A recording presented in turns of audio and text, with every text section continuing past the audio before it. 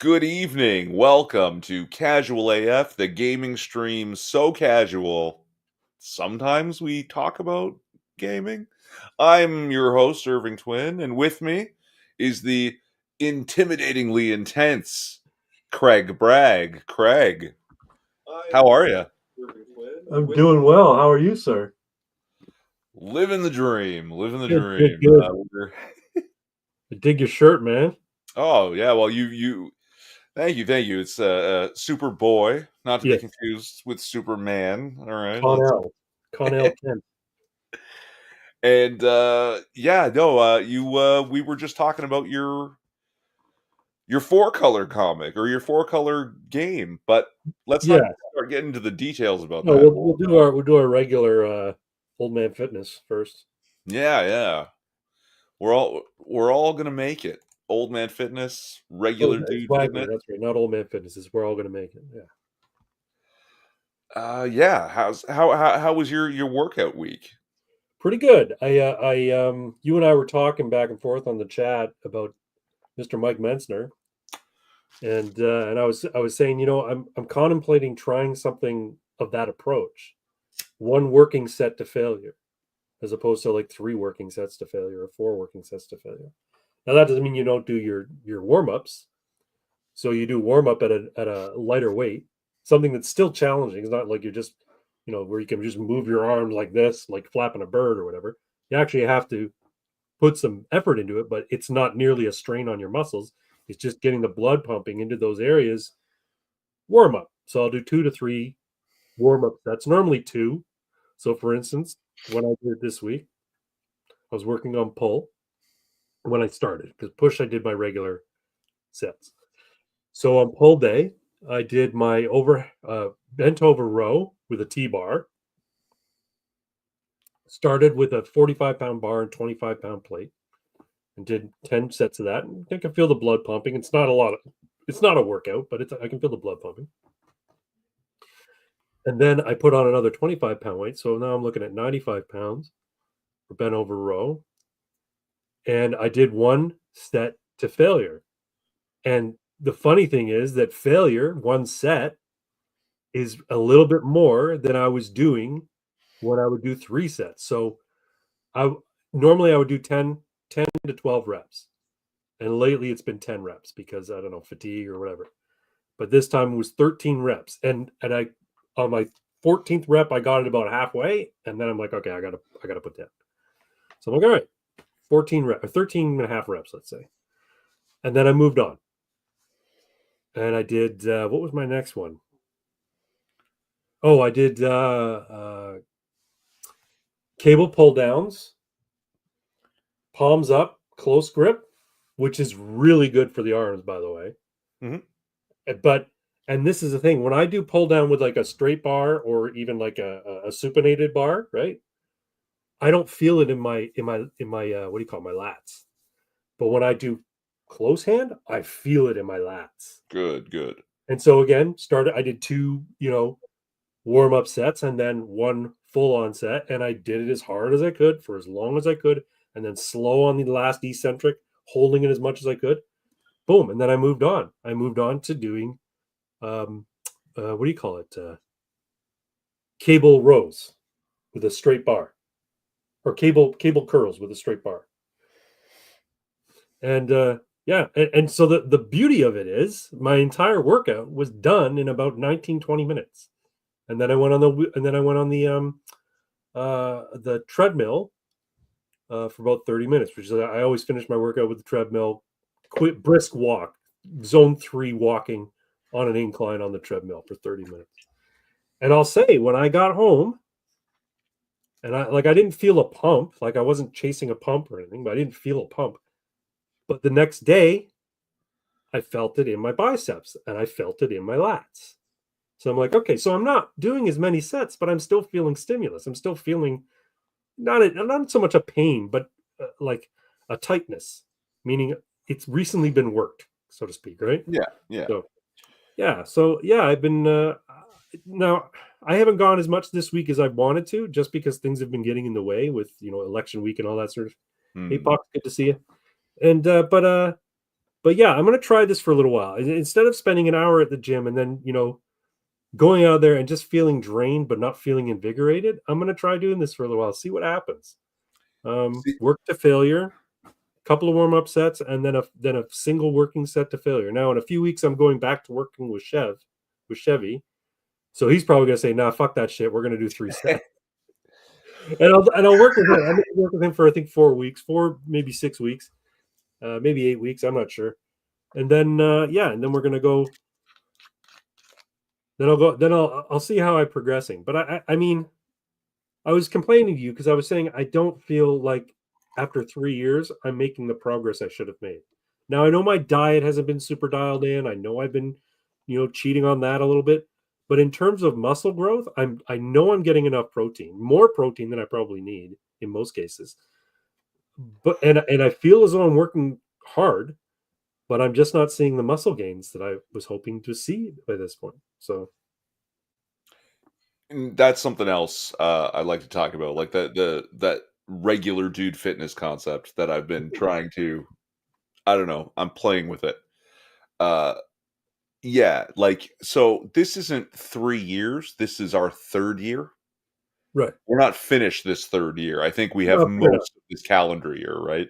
Right. Um, Technically, this is the I started in April, May 3 years ago. So I'm in the right, like, this is the third year I'm in. Yes.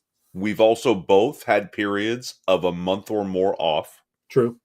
right? Which was by accident. In twice for me, I had to do it. Once was on purpose, Yeah. where it was like, you know what, this is the time I've got to sacrifice so that I can spend more time with my dog before he goes. Yeah. So it's like that was a conscious choice. Yeah. And part of the thing of regular dude fitness was shit's gonna happen, right? Like, Yeah. Well, it's true. and We're I not understand pros. We can't dedicate like pros do.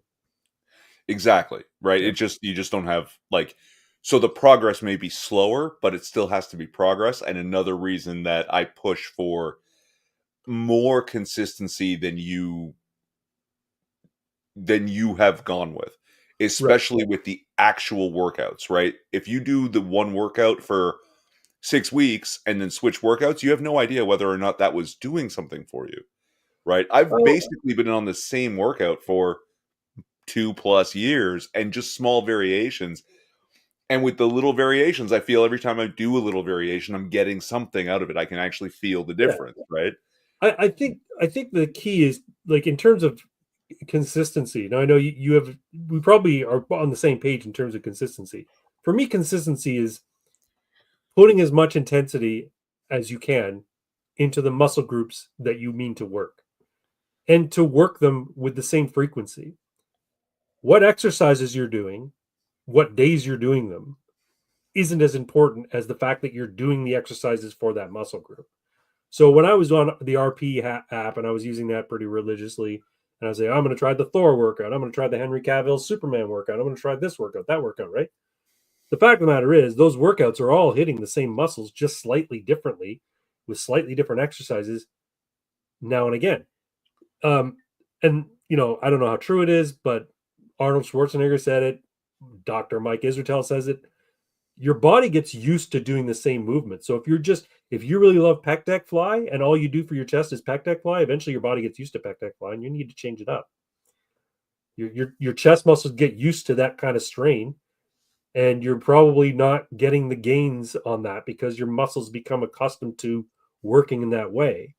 So you need to hit those muscles from a different angle, so to speak, with a different exercise. Sure. And that does happen, but I think that happens more around 9 to 12 months, not 9 to 12 weeks. I don't know what Right. the rule is, but I don't think there is a rule.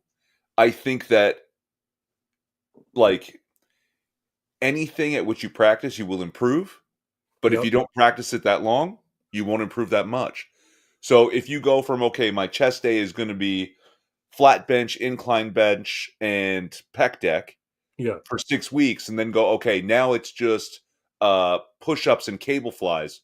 You don't know what, like 6 weeks wasn't enough time to know if that was working for you. And now you're doing 6 weeks of two of different exercises Right, but and they're you still don't know if they're working for you. no, but they're still hitting the same muscles. Yes, but like until you've seen, because some people, like, you have less is more as your tag, I have Yes. volume enthusiast.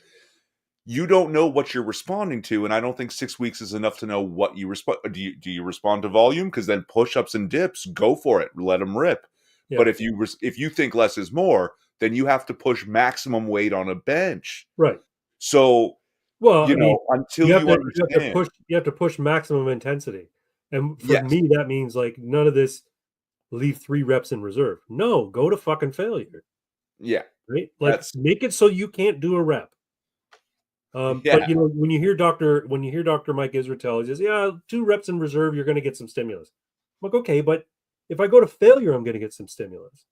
So why not go to failure? Because then I know I can't squeeze any more out of it. Jeff Nippard will say the same thing. He's like, okay, so I'm doing these reps, and then on my last rep, if I can't do a full rep, I'll do partials. So he's squeezing the last out of it. To me, that's going to failure. Yeah. But yeah, I don't know. I just I'm getting a little disillusioned. Viva Canada, man. Hey, thanks, Six. Six saw my pictures up on X. We'll have to share them later. I'm getting a little disillusioned, and maybe I'm just I don't know. Maybe it's just the depression kicking in, and it's making everything worse. Maybe the depression is really hitting me with the body dysmorphia because I'm like, oh man, I'm just not doing it. And and I know why it's not happening for some of it. Like I know why I'm not losing fat because I'm not behaving myself in terms of my diet. But in terms of building the muscle, to me, I'm like, I'm doing everything right. Why am I not getting muscle? And you're saying, no, you need to be doing pec deck for 9 months before you know if pec deck's working for you. And I I know pec I deck's working for me because I am seeing chest growth. It's just not happening as quickly as I okay, want. maybe not 9 months, but I think 3 months, absolutely, but I don't know if you've ever done one routine for 3 straight months. You tend to go 6 weeks and then switch your RP app, right? And I haven't been using the RP app lately. To be honest, I'm doing the exercises that hurt the least, and I feel like I'm getting the most out of them. good. Canada, ma'am. Also It's ma'am. also diet, right? Yes, I know. And this is I think your biggest weakness. It really is. Because yeah, oh my god, it's like, "Oh yeah, I did a 3-day water fast. It was great. I lost this much weight, and last night we had Papa John's." Well, That's right. okay, yeah, but you've also got to figure out a way to, how do you have breakfast, lunch, and wholesome dinner forever, Yeah, right? At a 200 to 300 calorie deficit. Because if you could do that, if you had been doing a 300 calorie a day deficit yeah. for 3 years, you'd be 192 pounds and ripped. But you haven't been doing that. No. You've been eating Papa John's and doing crazy, weird, like 40 days of ketovore. All right. So I bet. Speaking of body dysmorphia, I want to share something with you.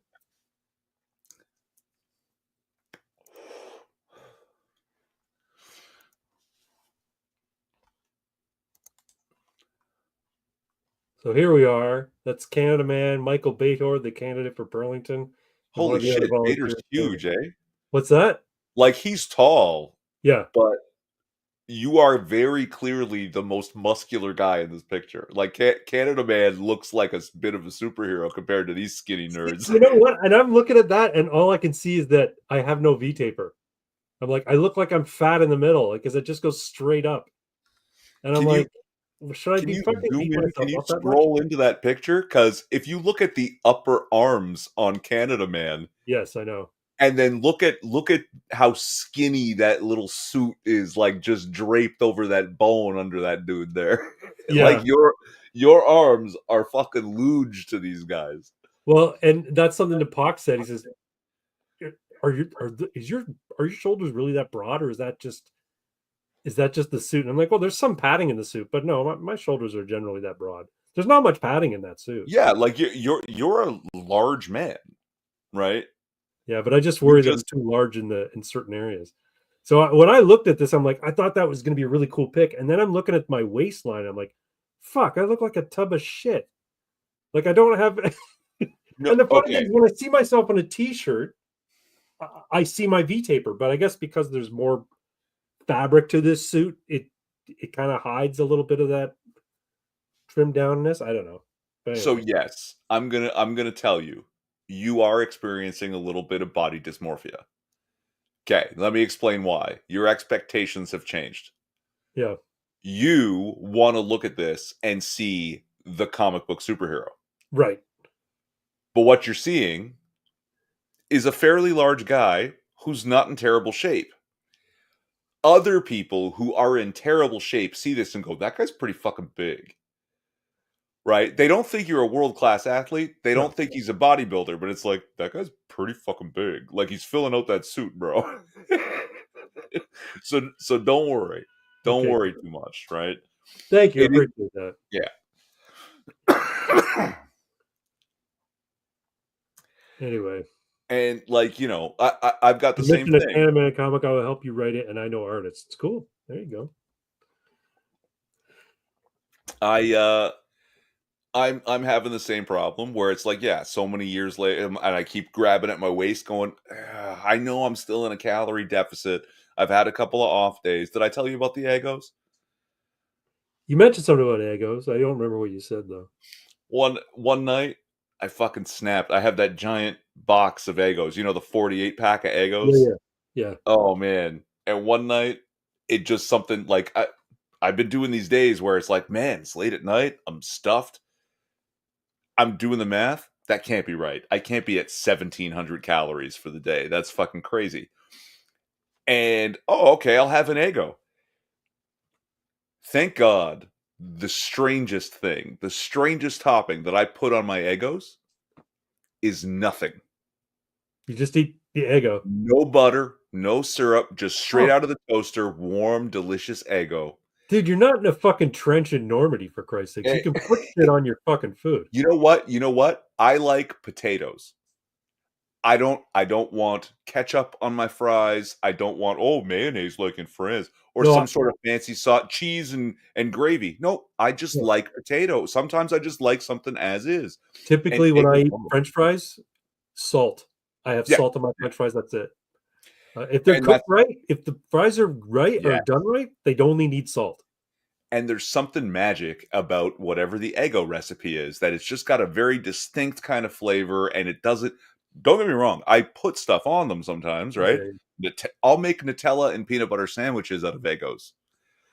Right. But the strangest thing I put is nothing at all. And thank God it was that night because I just kept going back to the toaster and I ate 8 Eggos. Just just two more in the thing. Then two more in the thing. And I was terrified. I was like, I don't even want to look at the box. They've got to be 300 calories a piece. Oh my God, what the hell have I done? Yeah, Like, I think they're like 80 or something, aren't they? 180 calories for 2 Eggos. Yeah. So it was like a 700 calorie mistake and not a 3,000 calorie mistake. And I was like, okay, all right, that's manageable. But still, like, I, you know, I'm of the mind at this point where I'm following. I think I have to go into.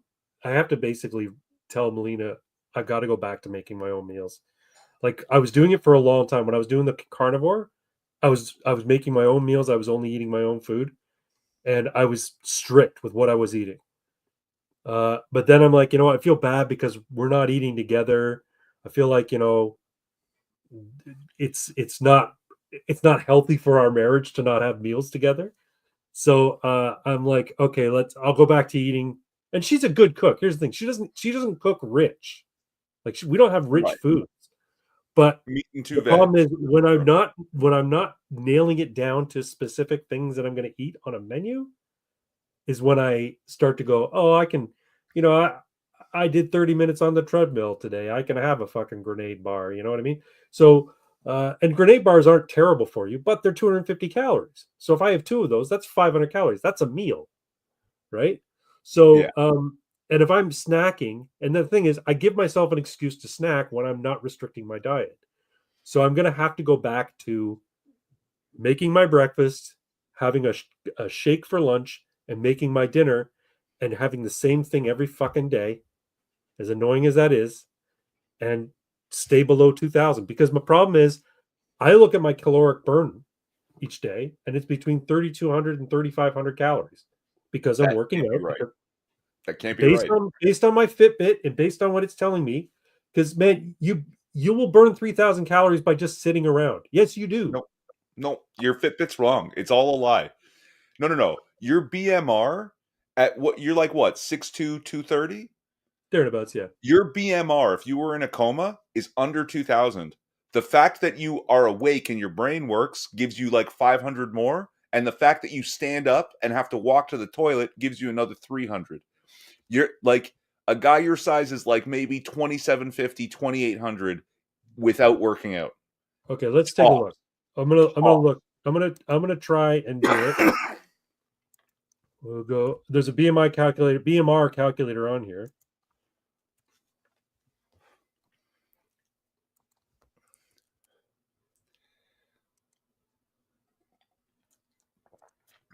Right? Or you're misjudging how much workout you do and it's calculating it into their wrong. That may be the case because like it'll say that when I'm doing my strength training, because I'll do it for 35 to 40 minutes, right? Now, I'm not lifting the entire 35 to 40 minutes, but my heart rate is up and I don't hit pause when I'm not lifting.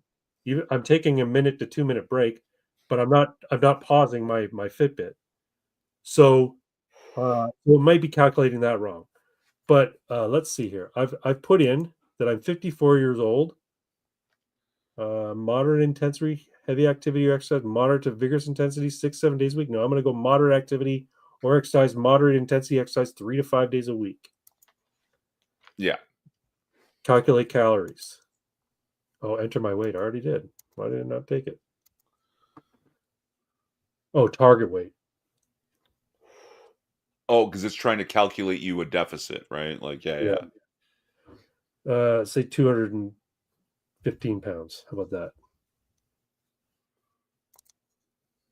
Because I still want to maintain muscle.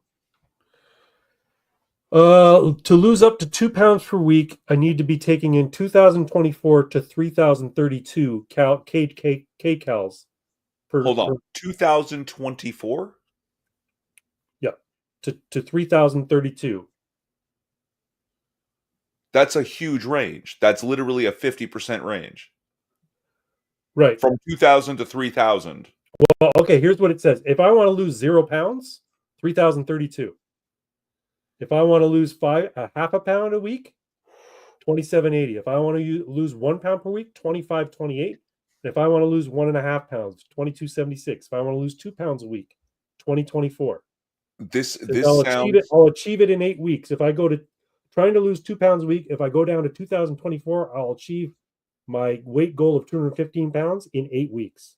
this sounds closer to accurate, but also Here's what I'm saying. Like if I didn't want to lose any weight, I would consume 3,000 calories per day, and I wouldn't lose any weight. This is basically what it takes for me to live per day. 3,000 calories a day. this is including also moderate exercise 3 to Right. 5 days a Exactly. week, That's what right? I'm saying.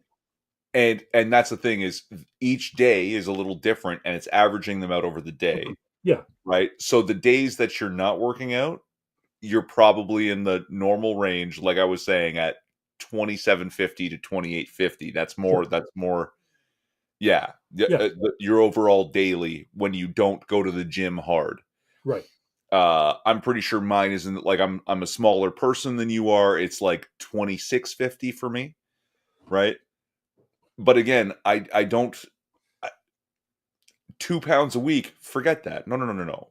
You don't go for a target weight, and don't put a time limit on it. Because what happens is you go 40 days of ketovore, I'm going to lose so many pounds, and then that diet is done. Right. And then what do? You go back to Papa John's. Right?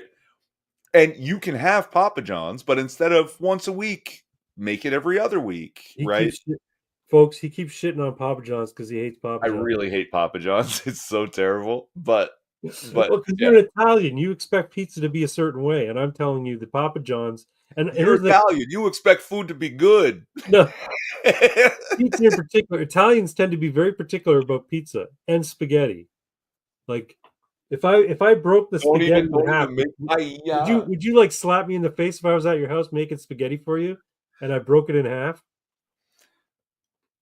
You, N-word. It's N-word pizza. You don't understand. You don't understand the long noodle. I see people do this. All right. It's like then I stick my fork into the pasta and twirl it, and I have all these little strings just flaying everywhere because it's not long enough to twirl up on the Right. fork. What are you doing to me? The Munja cakes broke the pasta because they weren't used to having that much pasta in a pot. Like, well, it's hanging out the end. I got to get it into the water. Just Get in the wait water. 30 seconds and Just just wait slide. 30 seconds. Look at it soft enough that it'll slide into the water. No, I know. I see all these memes from Italians about breaking the fucking spaghetti and how they'll kill you. They see you do it. No, I like Papa John's, one, for their clarified garlic butter sauce. Two, their pepperoni pizza is not good. Their specialty pizzas, like their fucking Donair pizza and their Philly cheesesteak pizza on the white sauce, is really good. But you have to be in the mood for that kind of pizza. But I was getting to something. You were talking about, oh, I have to make my own meals, and Yeah, but I feel like a separate. No, no, no. You have to get into that thing that I think has really helped me dial in. Make your own breakfast and have a yeah, boring ass lunch. And yeah, then at the end of the day, when you sit down with the wife and she's cooked something wholesome and delightful, you realize I can eat 2,000 calories right here and I'll be under, and it'll be a 300 to 500 calorie deficit, a very small deficit. oh yeah, that's You'll be perfect. you'll be stuffed, but you could do this every day forever, right? And you think I get it. Sometimes food gets boring and I do enjoy food, but I also understand it's fuel and I can have my fuel 2 meals a day Right. and enjoy something like, oh, this is good fuel and delicious and something exciting Yeah, once a day. That's fine. yeah, yeah. That's more than enough for me. I get it. I love fucking Taco I Bell. think my I issue is love 8 Egos, but as long as you limit it and yeah, stick with a regular program that's a little bit boring sometimes, yeah. you can do this and make it sustainable. It I doesn't think have to my be issue is 40 the days of snacking. extreme. I think my issue is the snacking. It's a bad habit that I got into a long time ago, where if I'm bored, I'll go and grab some. I'll be watching YouTube, right? Yeah. And the dog will scratch at the door to go out. So if I'm getting up to let the dog out, I'm like, well, fuck, I'm right near the kitchen. I may as well grab something to nibble on while I'm watching YouTube. And this is my problem. Grazing. And Yeah. yeah, it's the habit. It's Mhm. the grazing habit, right? I've got to learn to slap myself in the face and say, knock it off. You don't need it. But this nigga's making me fucking hungry, says Pox Toxic. Yeah. Yeah, well, okay, hold on. So when my grenade bars are done, I'm just telling Melina, don't buy more grenade bars because when they're in the house, I'll fucking eat them. And while yes, they have 20 grams of protein per bar, they also are 250 calories. So Yeah. I mean, 20 grams of protein is good, but how many grams of fat? not a lot of fat. It's mostly carbs. That's good. For 250 grams or 250 calories, 20 grams is pretty good. I'm just under 300 calories with 40 grams though, so maybe you could try my snack. It's delightful. Well, what's your snack? That egg whites and milkshake. Oh yeah. Oh no, yeah. And that's the other thing. I love protein shakes now because these Believe supplements have a lot of great flavored protein powders. Oh, go push them. Yeah. Oh yeah, folks. If you're in Canada in the North American area and you want to order some protein supplements, go to believesupplements.ca and order there. The prices aren't, they're competitive. They're not great. They're a little bit expensive, but if you use the coupon code HC, you'll get an additional 15% at checkout, and it's across the board. And if you spend more than a certain amount of money, I think it's like $100, it's free shipping. And if you spend more than a certain amount of money, they start giving you free shit. They'll give you packages full of like little sample packs of like protein powders and green mixes for drinks and stuff like that, and supplements and energy burners and stuff like that. They gave me a squeeze bottle last time I ordered something because I ordered from them, and they send you a nice little handwritten note saying, "Thank you for supporting us, Craig. Love." team believe, and I'm like, so, but no, it's good. Coupon code HC. It's a perpetual coupon code. You can use it every time you shop, so don't worry about running out. And Mm. you get an additional 15%. The one that I'm using really right now that I really like is the orange creamsicle one. You've mentioned, yeah. With a cup of orange juice and a cup of water and some ice and 2 scoops of this protein powder, it tastes like an orange Julius. It's fucking delicious. It's frothy, it's orangey, it's vanilla-y, and it's yummy. Pox is saying make sweet rice. This is Brown sugar and cinnamon and or a little maple syrup. Good as fuck, and a little will fill you up. Yeah, I'm sure it will.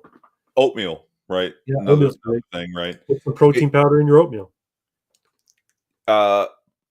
And tap your inner child.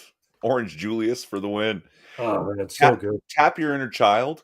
Fall in love with fruit again. I know sometimes I'm very anti-sugar, and if you're doing a no sugar thing, even cut out the fruit just for a few days, right? See what happens. But fruit really is mostly water Yeah. and very low calorie for the volume that's filling your stomach. Fall in love with fruit Plus, again, and plus yeah, it's where you're gonna get the best minerals and nutrients and vitamins from fruit, as opposed to taking a supplement. They're okay. Getting a supplement's good if you can't get them in the fruit. I was watching a guy talking about switching his diet away from. He basically doesn't eat carbs in the form of grains. So he doesn't eat rice. He doesn't eat. yeah. Well, I think he said he would eat rice, but he doesn't eat bread. He doesn't eat pasta, but he gets all of his carbs from fruits and vegetables. And he says it's good. It's good if you have a cholesterol problem. But yeah, I'm thinking. I've been thinking about a lot investing in a food dehydrator because I want to make my own jerky. Because sometimes I Oh, want a salty snack and I don't want to eat potato chips. So I'm thinking I'll make my own jerky, and then I can make my own fruit leather as well. So when the apples start going bad and the bananas turn brown, I can put all that in a blender, smash it all up, and then just pour it out on one of these silicone mats, throw it in the dehydrator, and it turns it into fruit leather, and I can eat it that way. Grapes are the best thing God gave us to eat. Yes, but there's this doctor says I wouldn't tell kids to eat grapes. It's a sugar bomb. You're just giving them a sugar bomb. I'm like, no, a fucking Snickers bar is a sugar bomb. so okay, he's not wrong. The only substance inside a grape is sugar, And water. except except it's 99% water by Yeah, weight. Yeah, most fruit is in the realm of 98 to 99% water. right. With yes, all the carbs are sugar, but they're often loaded with But vitamins, but here's the thing. and antioxidants and stuff. It's not refined sugar. It's fructose. It's the good sugar. It's the stuff when they're making the zero calorie sweeteners out of, like allulose and erythritol and xylitol. These are the ones that they're deriving that from fruits as opposed to cane sugar and refining it into refined sugar. Sugar is on its own without any other measure. Sugar is bad. Yeah, Now, if you are incredibly active, like you're doing like long distance cardio, huge amounts of swimming or biking for hours at a time, yeah, you can't live without it. But if you are at a desk 8 hours a day and you don't go to the gym, sugar is going to kill you. yeah, And it's because of the volumes in which we take it, right? yeah, Remember, in 1900, the average person in the West consumed about 4.5 pounds of sugar a year. right. Today, most people consume 100 pounds of sugar a year. Yeah, It's terrible because it's in everything and it's so right. hard to avoid. Now, if you cut every sugary thing out, like 8 Eggos, and all you eat is fruit and that's your only source of sugar, you're fine. You're Yeah, fine. yeah. You're good. I Uh, blame I blame the FDA. The FDA yeah, gave all the food contracts to all the tobacco companies, and they thought, well, this will be okay. Never mind the tobacco companies spent millions killing yeah. people. selling a product that kills you. Do you really think they're going to have people's best interests in mind when they're creating food? Like Kraft is owned by JP Morris, Yeah, or whatever, the fucking tobacco company, Philip Morris. They're owned by Philip Philip Morris. Morris. Yes, All of these, all the food, most of the food that's processed, that's in a box or in plastic, is made by a tobacco company. yeah. Uh, I did check my DMs 6, and yes, I can't share it. I can't share it because it exposes characters from the book and all this, and you're not you you haven't embraced it yet. But it's a great picture. I do like them. Can't wait till I can get all my nicotine for the day. Tobacco. Uh,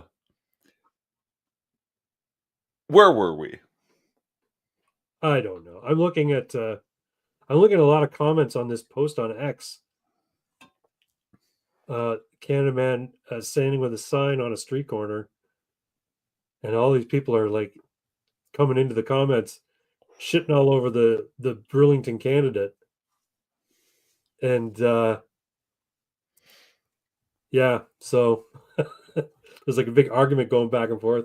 How can you shit on the guy who's got a superhero on his side? I don't get it. Right? You know how many people gave me the finger today? Wow. I got a lot of honks, I got a lot of waves, but I got a few people giving me the finger. I saw a guy in a Cybertruck, and I love the Cybertruck. I know I'm kind of a weirdo there, but I do like the Cybertruck because I like quirky vehicles. I like quirky Sure. guns. I like guns and vehicles that look funky. So I like the Cybertruck. A couple of Cybertrucks drove by today. One guy had his Cybertruck in a flat black matte wrap. And I'm like, Nice. that looks so cool. And I'm like, dude, I love your. And he's like, he gives me the finger. I'm like, he's like, he thumbs down. He thumbs down my sign because he's like, no, I don't support the PPC. I'm like, fine, don't support, but I fucking dig your truck, man. And yeah, a couple of people gave me the finger. Some people were jeering at us as we were walking back to the candidate's car. Split the vote, asshole.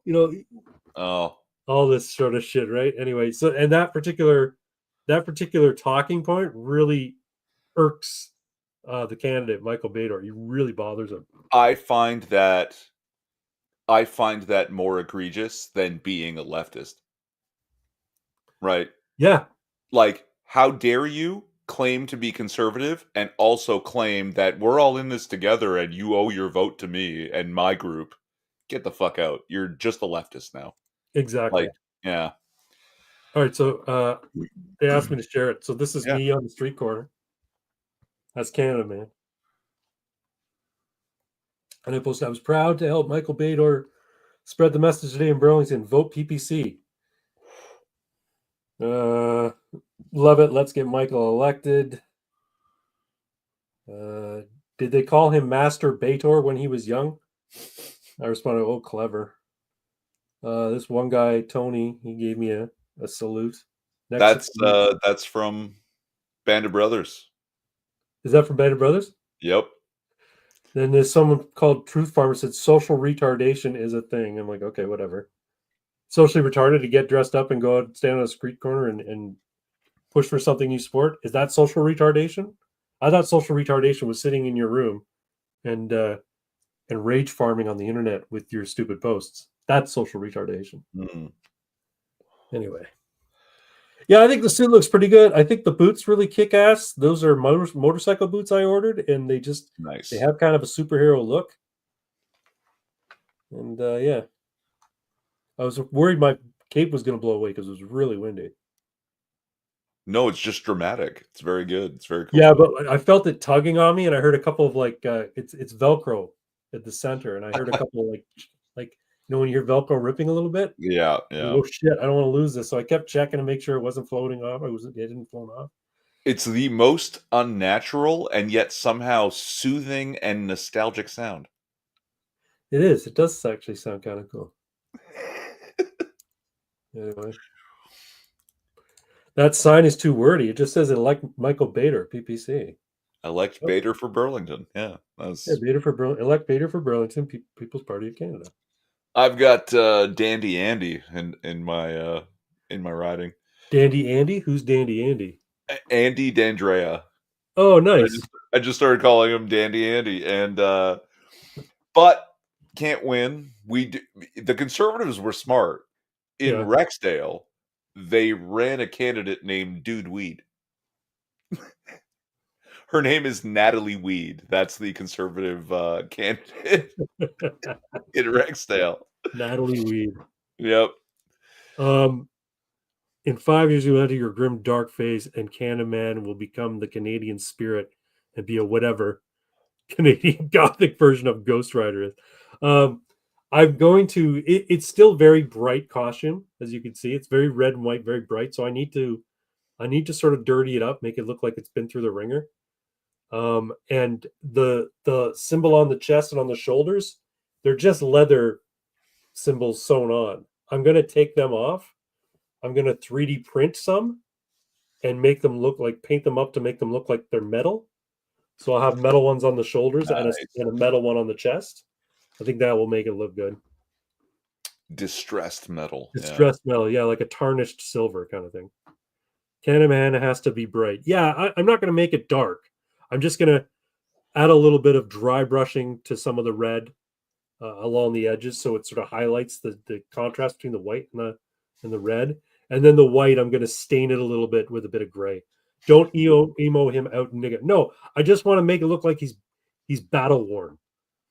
And one of the things I was thinking of doing was putting the logo on the chest on Velcro so I can turn it upside down to indicate the Canada is in Oh. distress. I know what Pox is thinking, but Pox, I think I know what Craig is thinking too. You ever see the soldier covered in grime and his gear is all splattered with whatever blood and guts, and he's got the flagpole in his hand and he's holding it up, and the flag is ripped to shit, but there's 50 stars sparkling on it. And 13 That's what strong. he's trying to do. He's trying to Yeah. do that. Yeah. Yeah. That's the idea. Yeah. Like in Captain America Infinity War, in Infinity War, Captain America had his suit, but it was all torn up. He's wearing a beard and the star's been removed off of it because he's no longer associated with the United States. No Rob Liefeld pouches, man. No. No fucking thigh pouches for no fucking reason. No, my utility belt has 4 pouches in the front and a dump pouch in the back because I need a place to put my fucking phone. I don't have pockets in the suit, so I need somewhere to put my phone and my car keys. Rob Liefeld pouches, yeah. Rob Liefeld was a comic book artist in the '90s. He's the one who created Deadpool. Hold on. Comic book artist. He's a good artist. He just can't do No, he is feet. not. He can't Oh do God, feet. what a He can't, horror show. he's No, I'm sorry. he's a good comic book artist. He's not a good No, he's not even that. Oh Jesus. No, no, anyway. no. Um, Ugh. he's got some really questionable understanding of anatomy. Absolutely. He can't draw feet very well, Understanding. but apparently he's one of the nicest fucking guys you'll ever meet, and he's completely humble about his inadequacies as far as being an artist. He Ought to be. also, you got to give him credit. He created Cable and he created Deadpool. Those are both his fucking characters. So now, one of the thing about the Iron Age of comics, which was the '90s, was it was signified with a lot of time travelers and a lot of fucking thigh pouches. Uh, Cable had pouches on bands on his thighs for some fucking reason. Why he couldn't just have a bandolier or, like in the movie, a fanny pack? You know why? Because it was literally because he didn't know the anatomy and didn't bother to study it, so No, he he would didn't. cover it up. That's right. Right? It was that If you simple, and saw it's a terrible way to handle things. get Candyman cargo pants and invest in jump boots. Candyman does have cargo pants. He has black, red, white, and gray camo cargo pants. And when I go to do airsoft in Virginia, that's the lower that I wear for that. He gives all his characters 90 damn pouches. Yes. And he always enshrouds their feet in rubble or fog because he can't draw feet. Did you know? Did you notice? Did you see Deadpool and Wolverine? Yeah. So at the very last, in the final battle where they're fighting the army of fucking Deadpools that are coming down the street at Yeah. them, did you notice the name of the shoe store behind them? Yeah, yeah, I think is it It was Leafield's Leafield shoe? Shoes. Yeah. That was a knock at Rob Leafield, the guy who created them, because he couldn't draw feet. Based artistic illusions, yeah. But we've gotten away from certain things. You're We were right. still I'm talking sorry. about some things It's here. my No, no, fault. like, sorry guys, I didn't mention to the audience that we might be doing short a short show tonight. Um, and He does. It's he true. draw He like draws guns like people have never used a gun. Yes. yeah. Um, but also comic book anatomy, right? Going brings circles us back to Wagme, right? That I've never left. Is Mike Metzner. He's got comic book anatomy. he does, yes. And like my problem with Menser's program is Right. not intensity. I like intensity. It's a great idea. Yeah. My problem is frequency. I Yeah. don't trust his take on frequency. Yeah. This idea of going to the gym once every 4 days doesn't make a lot of sense to me. Yeah, so that you don't do the same workout or the same muscle groups for 16 days in some cases. Well, And that's his just the whole point start. is. Later it's going to be 20. So, did you watch the video I sent you? Yeah, so I've watched some of that video, like most of it, but I've seen this argument before. It's been Oh, I'm 4chan not, is and down I'm cheap, shitting right? on it. I'm not arguing in favor of it. Basically, he says your day one exercise is this, and this. Then 4 days later, come and do your day two exercise. But your day two exercise is hitting different muscles. I'm like, Yes. why? Why wouldn't you hit your day two? And I guess his idea is that your body you need to not do anything in order for your muscles to grow. So if you're You need coming to to the gym and recover. You working need out different muscles, you're rest time. still Yeah. engaging to some degree the muscles you just worked. But I'm like, are you though really a lot? If you're doing antagonistic uh, groups, like if you're doing a pull day after a push day, well, your pull isn't really doing much in terms of push exercises. You're not really hitting the same muscles that you were pushing with. You might be hitting them sort of a little bit, just tertiarily, but Yeah. you're not engaging in them. You're not connecting your mind to say stimulate, stimulate, stimulate. They just happen to be there making some movements while you're concentrating on other muscles. So that's why I'm like, okay, well, I'm still going to do my push, pull, rest, legs, push every week. So 4 days in the gym. And that way I'm getting my push muscles so I can build my chest. My chest is what I want to concentrate on. Getting my chest big. I can do that twice a week. Besides, when I do my workout, my chest will hurt, but it won't hurt so much that by day 4, I can't hit it again. Yeah. And it doesn't even hurt so much even on day 2 that, if I needed to do a push up for some reason, I don't know why I would, but if I need to do push ups, I'm not going to be in agony doing push ups. And there's other factors involved in this idea. Like Menser got where he was with a more traditional higher frequency program, Right, was then on steroids and very powerful. So his intensity is about 20 times what I could muster. And maybe that does need almost 16 days of rest to hit that muscle group again. But right, I can't hit that intensity with those weights because I'm much smaller, haven't done the high volume program for the years that he's put in, and am also not on performance enhancing drugs. right. So it might not be the way for me, right? No, But again, I think about it always as practice, he's right? also talking about this in terms of what he was doing for his clients. So he was telling his clients, like he mentioned in the video that, he started training them once every 72 hours, thinking that would help. And he thought they were still basically leaving gains on the table. So he changed it to 96 hours between workouts.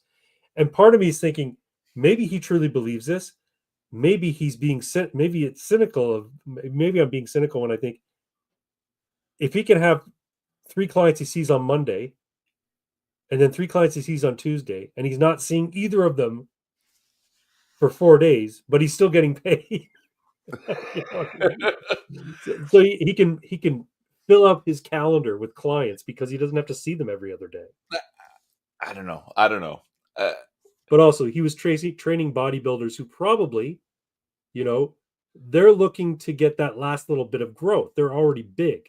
yeah. So maybe the difference is if you're already big and you're hitting those muscles with intensity every 2 days as opposed to every 4 days, you might be impacting your gains. You might be overstimulating them and not giving them enough time to rest. But for guys like you and me, who one are natty, and two, we're still relatively small. We can get away with hitting them much more regularly. Yes. Yeah. Yeah. And I mean, I've always responded to volume, right? For me, Right. it seems that the more volume I can muster, the better I start to look, Yeah. right? So yeah, Well, like pushing. I understand pushing heavy weights for fewer reps is necessary for some stuff, but honestly, when I lower the weight a bit and crank out the reps, I feel better. Like, right. and it also depends what your goals are, right? Are you trying to be the absolute biggest you can be so you can go to the Olympia, or do you just want to look good naked? That's it. I want to look good in spandex. I don't even want to look good naked. I want to look good in spandex.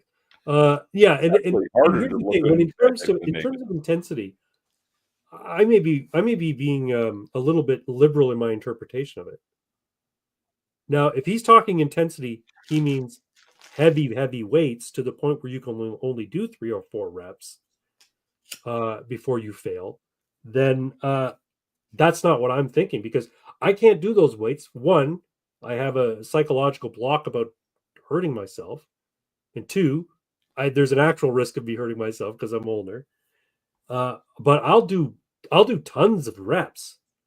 Like I'll do a weight so for instance, if I'm doing a curl and I put my arms in the standard curl position and I try and do the weight, and the first thing I feel is not in my biceps but in my elbows, I have to drop the weight Right, because if I can't even do a single rep at that weight, it's too much. So I drop the weight and then I'll do 10 to 12 reps or 14 reps or 16 reps, whatever it takes, so that I can't get my arms back up to a full repetition. I'm like, okay, I'm failing, and then I'll fail slowly as I lower it. So yeah, just be a beast, skinny fat or meathead. Just be savage, and you're good. There you go. But I want to look like a superhero. see, like, ah, forget about looking like a superhero. No. When he says intensity, right? Yeah. There are some points in his program where he's like, "Yeah, you're actually only going to do 3 reps here, so you have to have like literally you're it's like your 1 rep max or a little less, like 5% less than your 1 rep max, so you can do 3. But most times he means in the realm of 10 reps, Right. right? Like you said, you hit 13 or 14 Right. for that thing you were doing.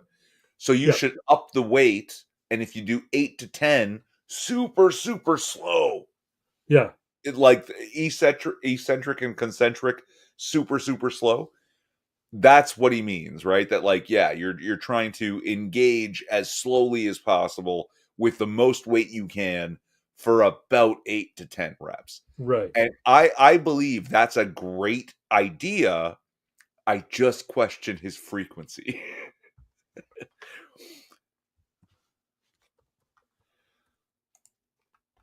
Apples, oranges, and bananas every day. Then you drink like a pound of egg whites, and you should be a fucking monster. Like, yeah, Do it. based on adequate recovery and focus. Yeah, and like adequate recovery though, what does that mean for a guy who goes into the bench press and can bench press 405 for 10 reps with 6 to 8 seconds for each rep? Okay, yes, yeah, he might need 16 days of rest to recover from that. I'm not pushing anywhere near that weight. So volume is actually going to be the thing that helps me out, I think.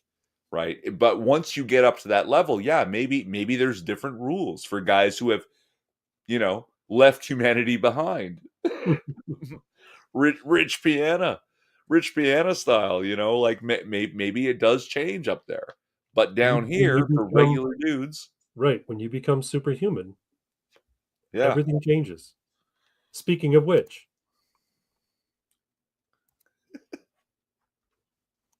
I want to share something. Yeah, yeah.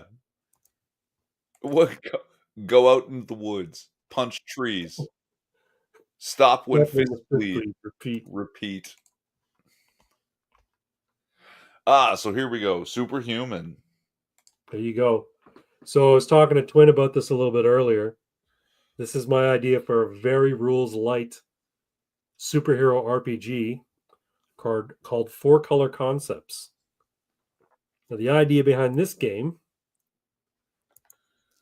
where are we? There we go. The idea behind this game is your character sheet is how you describe your hero. Um, you have these little, basically it's like playing Mad Libs.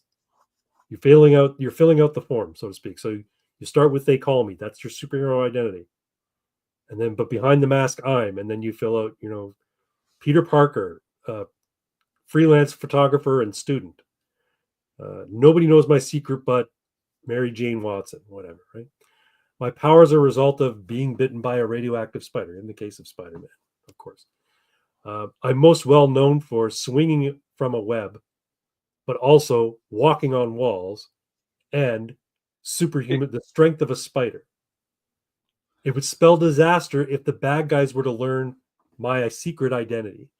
So this is your character sheet. And what you do is you basically under I'm most well known for, you put me, I will. You put me he's gonna fucking make something really you know what? It looks super crisp, eh? I didn't mention that earlier. This is beautiful. It is oh, so clean and simple. that's the idea. I wanted to be simple. Yeah.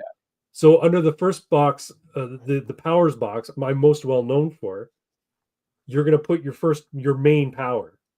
And with that, when you play the game, you'll have an inherent +3 when you're using that power. The second one, you're going to have a +2 when you're using that power. And the third one, after end, you're going to have a +1. Now, under it would spell disaster if the bad guys were to learn. Anytime that comes up, you're going to have a -1 on rolls associated with that. It's a D20 roll high system. And you at the start of the session, you're going to get that black band of pool dice at the bottom, D4, D6, D8, D10, D12. You have them for the entire session. Once you use them, they're gone. Unless you roll a natural 20, then you get to keep it. If you roll a natural 1, the GM gets it, and then they can use it against you at a future roll. So basically, anytime when the story's going and you say, okay, I want to swing from a web, let's say, to get into that window of the second store of the jewelry store, and then I'm going to sneak downstairs. Well, okay, in order to do that, you need to make a roll. Swing the web right in the window without making a noise or whatever. So you're going to +3, then roll a d20, and then spend whatever pool die you want. Maybe you want to spend the d4. Maybe you don't want to spend any. You roll, you hit a target, you do it, you succeed. So the whole game becomes you justifying why you should get to use that bonus, whether or not you can do that. So if you don't have super strength written down and you want to try and lift a car, well, you can't really do that because you don't have super strength.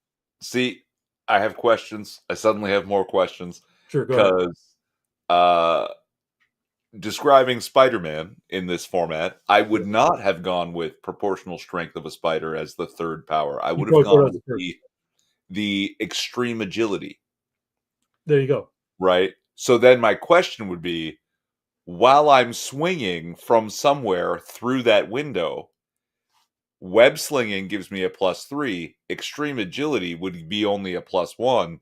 Do I get both for this maneuver?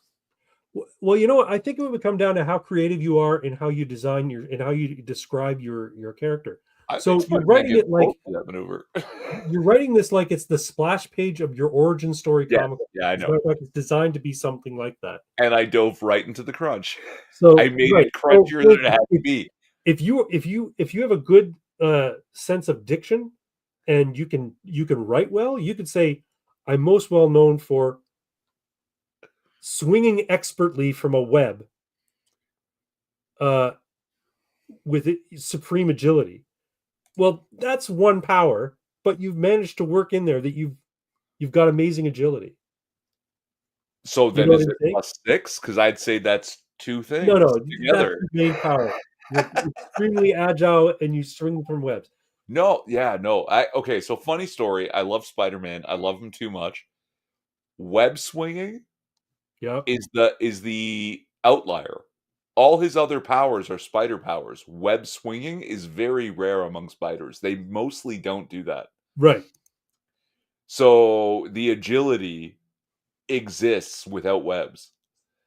That's why, right? Like that's why I'm asking, is it two powers combining here? Right. Well, I mean, I'm using that as an example. You can decide how you want to create your character. You can Pox decide needs what this its real concept is, bad. but the idea is it should make sense and it should follow sort of the trope.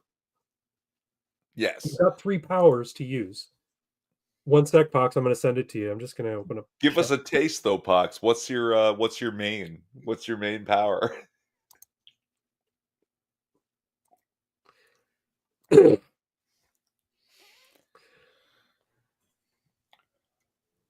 Uno momento. Sorry, Pox. Can I just Oh, attach it? webs are technically gear, not a power. That's true. That's true. Yeah, you're right. And he relies on the power to make the gear that valuable. Okay.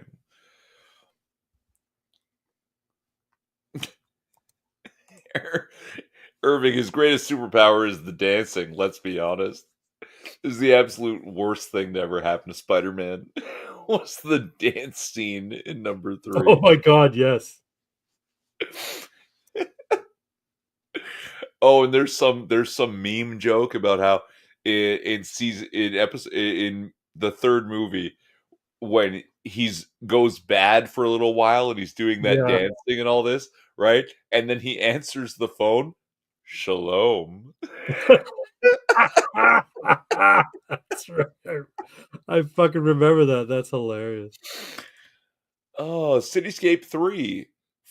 Flight, and flight will suffice. Yeah, hey. Where's that character sheet? There it is. Does that mean you get like not just supersonic, but like almost sub-light speed flight if you stack your powers? Can you do that? You know what? It's going to be up to the GM. The idea is that the GM and the player are going to be collaborative in their storytelling. So the idea is like, so you write out your character sheet, and then a scene comes up where you need to chase the bad guy in his helicopter before he gets away. And you say, okay, well, I can fly at supersonic speeds. I presume I can catch him. Well, yeah, because he's not flying at supersonic speed, so of course you can fly at subsonic. Yeah. Nothing Man. He opens pocket dimensions and travels between them. Who said that? Pox. It's pretty good. That's like He's Spot. he's he's That's about like he's about to break your game. And he does it by accident. So how does secondary powers and stuff work? Yeah, you add them on, and as they go down the list, they have fewer bonuses. That's all. right. So your first power is a +3, your second power is a +2, and your third power is a +1. Your drawback, or it would spell disaster if the bad guys were to learn that I'm allergic to spaghetti and meatballs. Uh, you have a -1 in any situation where you're exposed to spaghetti and meatballs, for instance. The question Then I do, Ubermensch or Uberman, same as Superman. Uberman. Ubermensch would be Supermen, right? well, the Ubermensch idea, the Uberman idea from the Zarathustra, uh, is actually a very strange concept because Yeah. it's like But is it's a Spock saying libertarian with superpowers who hates the rest of humanity for being weak. that? That's awesome. So yeah, Yeah. folks, that's the four color concepts. I'm just working on it, but the idea is it's supposed to be very rules light. And the idea is you would play it if you're an experienced gamer and you're interested in sitting down and having a collaborative adventure with a GM and other players. You're not doing it to try and say, how can I make the most powerful superhero in the universe? I don't think again, we were discussing this, that Pox accidentally broke your other game, right? And, I don't think he does it on purpose. I But think here's he looks at the possibilities I and don't goes, "I consider want that. A, B, and C because I think it's cool," and then he does the math afterwards and goes, "Oh my god, I broke the game." Well, no, what he thinks is, I think more realistically is he's breaking the constraints. Superheroes in general break the game because they're fucking with reality and how things Yeah. actually work, right? So in the original, in my previous game that I made, which was I think uh, D6 Easy D6 Supers was what it was. It's not about physical power, but spiritual and existential independence. Is that what Ubermensch is? Um, so you make a character. So for instance, Pox made a character that could create duplicates of himself, was immortal, meaning he couldn't die, or if he did die, he came back from the dead, and had a chainsaw. And he's like, this guy's like unstoppable because he can't die. I'm like, right, he can't die, and yeah, he can create duplicates of himself, but the idea is not to become an unstoppable hero. The idea is to go out there and live the life of your hero and come into come into situations where you are put in a moral dilemma. Or, oh, did he have PK as well? I can't remember if he had telekinesis. um he the idea was he was really psychically powerful, so much so that he could create tulpas of himself. He could just send fucking tulpas out to do shit for him. Duplicates that were quasi immortal and telekinetic, yeah, they would have the power as well, yeah. uh and also you got to consider that every hero's got a drawback. So for instance, did you ever see the series Legion? Yes, oh my god, on FX. Oh, it was Yes, so it's good. it's on Disney Plus now. It was great. It's an X-Men story. No, it's not at all like the X-Men Well, story. It's no, what I'm actually saying is better, he's the but it's character. not. He's the character from the X-Men. He's the son. He's the bastard son of Charles Xavier, and Yeah, he's the most powerful psychic in the universe, like on the world. He's more powerful than Charles, but he's insane. He can actually warp reality, and he never knows if he's in reality or if he's in some sort of fucked up, warped mindscape of his reality, own. yes, yeah. But Legion, yeah, it's called Legion. And but his drawback is he's so powerful he can't fucking deal with it. So this is, and I was talking to Twin about the idea of the 3-act play or the hero's journey. All adventures and all comic book stories typically follow a formula, right? And so when you're playing this game, the idea is you're moving through a regular sort of story arc, and you're going to come up with situations that are going to challenge you, and you're going to have setbacks, and then you need to overcome those setbacks and win in the end. So the idea that, oh, I can make a character that will always win, I'm like, well, no, because you're a character, you're going to have setbacks, and it's just up to the creativity of the GM to try and sort that out.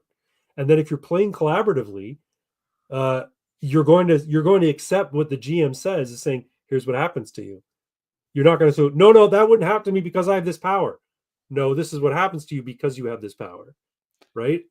You have to be willing. You have to be willing to suspend your disbelief of the concept you have of your character and say, yes, that's the setback I'm suffering. Now I need to overcome it.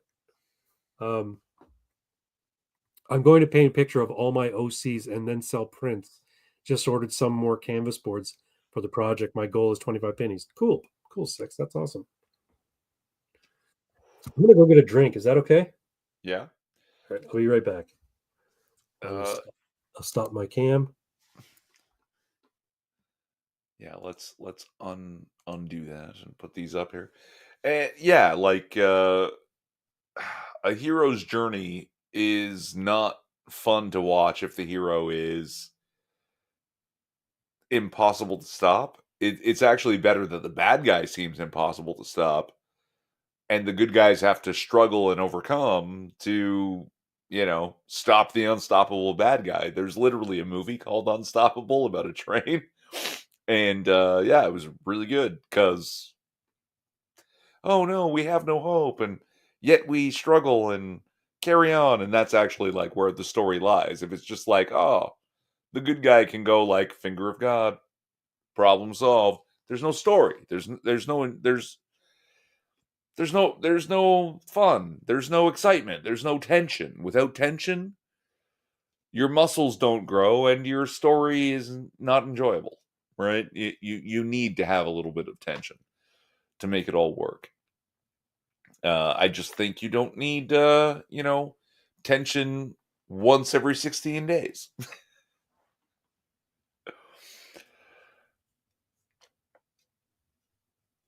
Silver Streak for the win. I'm not familiar. What's Silver Streak? Sounds like what happens to handsome men as they get older. They get a silver streak in their hair. Or is it some superhero? Sounds like someone who moves quickly. He's back. Like Quicksilver. Yeah. But hold on. We keep getting away from it, but I want to go back to it. Okay. Body dysmorphia. Yes. Oh, Gene Wilder movie. Oh, yes, I remember that. Yeah, yeah. Oh, Silverback. That's a type of gorilla. Oh, well. Cityscape 3. I don't know who this is, but welcome. Good to have you. Thanks for commenting and all that. Subscribe. Links in the description to Craig's channel. Yeah, I got a channel too. His show's actually much better because and he produces more regular content than I do. You'll like him. But body dysmorphia, yes, I am also suffering the same thing, right? That I'm looking down and I'm like, I know the weight is coming off. I know but it's a little slow. And I ate 8 Eggos and that ruined that week basically, but it didn't. It was not as terrible as I thought. So I also like I look in the mirror and I'm like, yeah, I've been better. That's actually my big problem is in my late teens, early 20s, I was like fucking special, not gonna lie. You were fit. Yeah. And so when I look at myself in the mirror now, I know that's not the best I've ever been. It's not anywhere near it. And even though I'm larger, like I'm looking at myself at 150 pounds and going, I looked way better at 150 at 22 years old Right. than I do at 40 something at 175. Right. Right. And I don't think I'm that far away. I think I'm maybe like 5 to 7 pounds of fat from abs. Yeah. And I'm like, it's fucking, but I got what fit refers to as a mire. It's a mire. An admire. Oh, an Someone admirer. admired my physique. Yeah, you get Myers, bro. Caught you miring. And it's really weird. You've seen that meme, right? Of the funny, like it's like a tiny little monkey with this huge smile on his face holding an orange. And it shows you, right? It highlights the monkey as men and the orange as that one compliment they received from a 90-year-old lady 3 years ago. It's true. Right, that we're like that. We can hold on to that one compliment that seems almost meaningless for a long time. In the same way that we hold on to the dumb, stupid mistakes and things we've said for the longest time. Sure. Exactly, right? I've only recently learned to stop doing that. The power is the weakness, right? We can hold on to it, and it's good when it's a compliment, Mm-hmm. and it's bad when it's an insult or something we regret doing. Yeah. Yeah. But there it is. I'm at the checkout at the dollar store, and the meth lady is right up against meth lady. Yep. So someone who was with me was like, "What do you mean?" She didn't seem like high or stoned or drunk or whatever. I was like, "Yo, but I know I'm too familiar with meth. This was a meth lady, and her face was kind of busted, but her body was fucking banging. She's a meth whore. Huge, huge boobs. And there was literally no reason for her to be this close to me, to be brushing her boobs against me. And yet she was, and Yeah. having this open conversation, right? We're just talking to the air so that the cashier and the other customers can have this conversation. And oh yeah, I engaged, but I was with people, so I couldn't do anything about it, obviously. But hey, this and we after walking out the store, she's still talking to me. It was like it was the first warm day in a while where I was out in a t-shirt Okay. and no jacket. It's like, yep, no, this meth lady just wanted to brush her fucking boobs against me.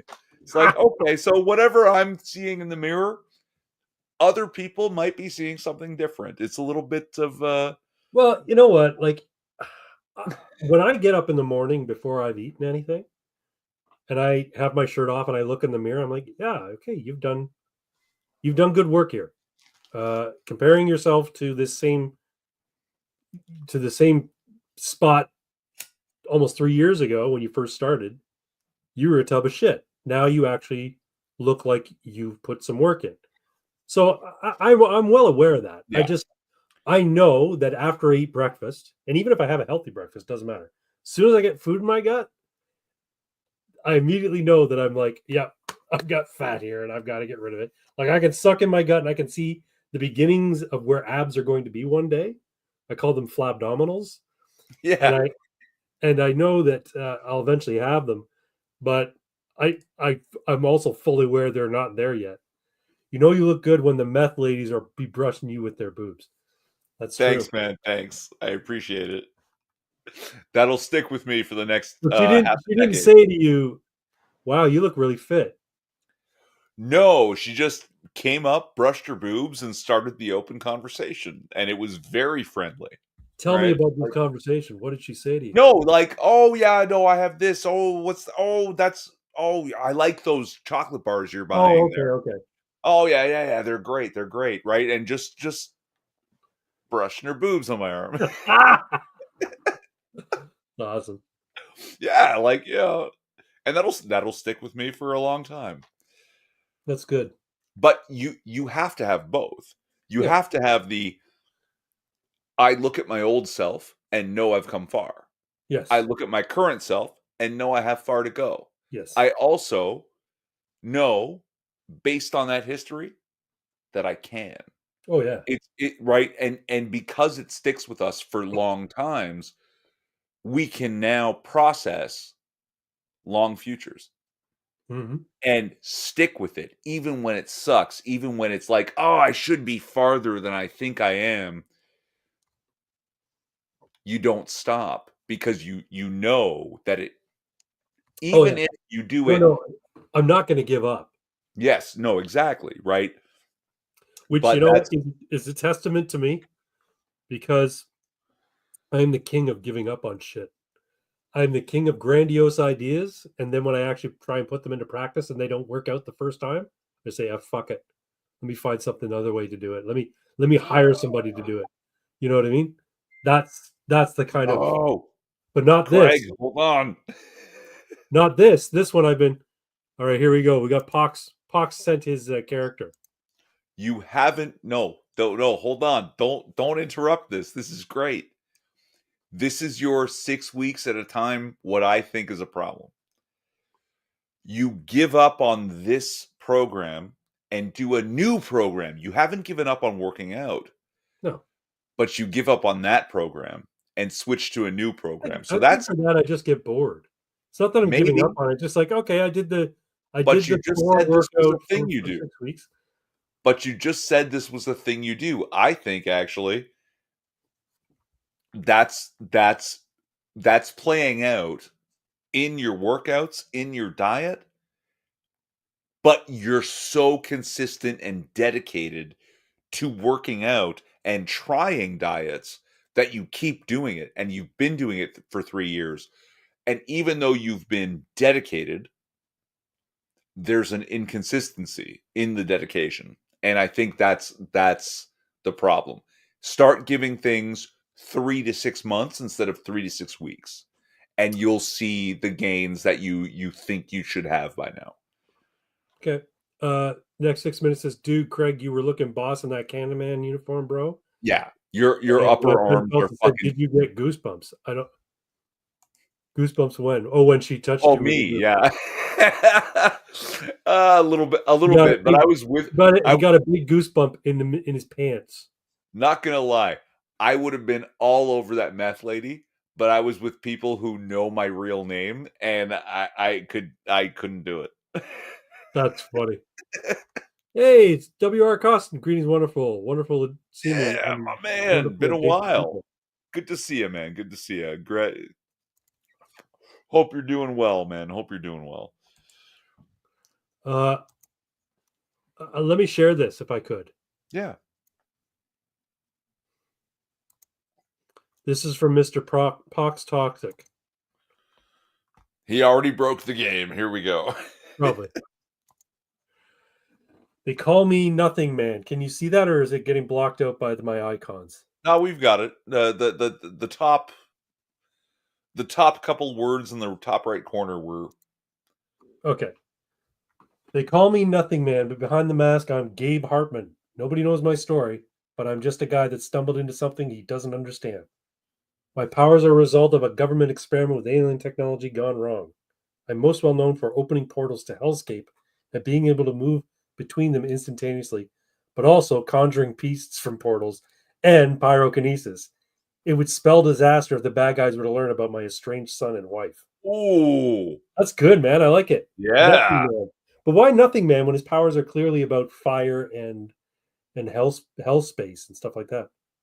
No, yeah, because he's travels through the nothing, Oh, okay, and fair it's enough. a hellscape, and so because he's connected to it, he can spit the fire. Like he's like the portal himself, and can spit the hellscape fire out of him in short bursts, the same I way that like he it. can pass through it instantaneously, and it passes through him instantaneously. Gee, see what I mean? He actually puts it together in a really cool way, and the game gets broken by accident. He didn't mean to make himself super That's powerful. not broken though. That's a great fucking hero. Yes, it is, And it and gives it's the good at. GM so much to work with. He's got he's got the estranged son and wife. So somebody that he shunted out of his life, or they shunted him out of his life, probably because of the shit that happened to him. He's got the But government. He was a government experiment, yeah, right? with alien tech. He fucking summoned shit from other portals. Well, what's the nature of those beasts? Maybe some of them are smarter than him. Maybe he can be put into a situation where he's going to be manipulated by the beasts he's summoning from another portal. But he Maybe just he opens a portal and sometime, for some fucking reason, he can't get out again. These are all things that could be used by the GM, especially when you consider the the chaos that erupts from rolling a one. So you're going to use your fucking portal making power. I'm going to jump through this portal so I can get to the top of the building and save the guy before he jumps off the building. Okay, give me a roll to see if you can cover the distance and get there in time. Oh, fuck, you rolled a one and you added a d4. Well, I get that d4, you automatically fail. And rather than making it to the roof of the building, you find yourself you're stuck in this other dimension, this hell dimension. And now your quest is going to be trying to get the fuck out. So the narrative aspect of the game, the fact that the biggest mechanic of the game is the narrative aspect, I think is what makes for a rewarding experience when playing it. Yeah, no, this is neat. I like this. Great It's hero. like they explored this with Nightcrawler Mm-hmm. in one of the cartoons, right? Where they slowed down his Yeah, teleportation. he was like floating. That was X-Men Evolution. He was floating through the hell dimension, and it was all fire and brimstone. That's why when he comes out, his fucking portals smell like brimstone. It's yeah, it stinks of sulfur, right? Yeah, yeah, Because he's passing through some other dimension, yeah. and yeah, yeah, it's very cool, very cool. I sort of created a character that I refer to as Pockets, where he can create portals but the portals go to any hidden place. It's like a closet So underneath a car, if like it's trunk if of a it's car. closed and dark, so you have tucked in your belt your gun, all right, and you close your coat, and you go to reach for the gun, and he reaches into his pocket, and you pull out the gun and click because he has all your bullets. Yeah, he pulled out the magazine. Yeah. That's kind of cool. Right? So as long as it's a closed, dark place, he can go in there and get it.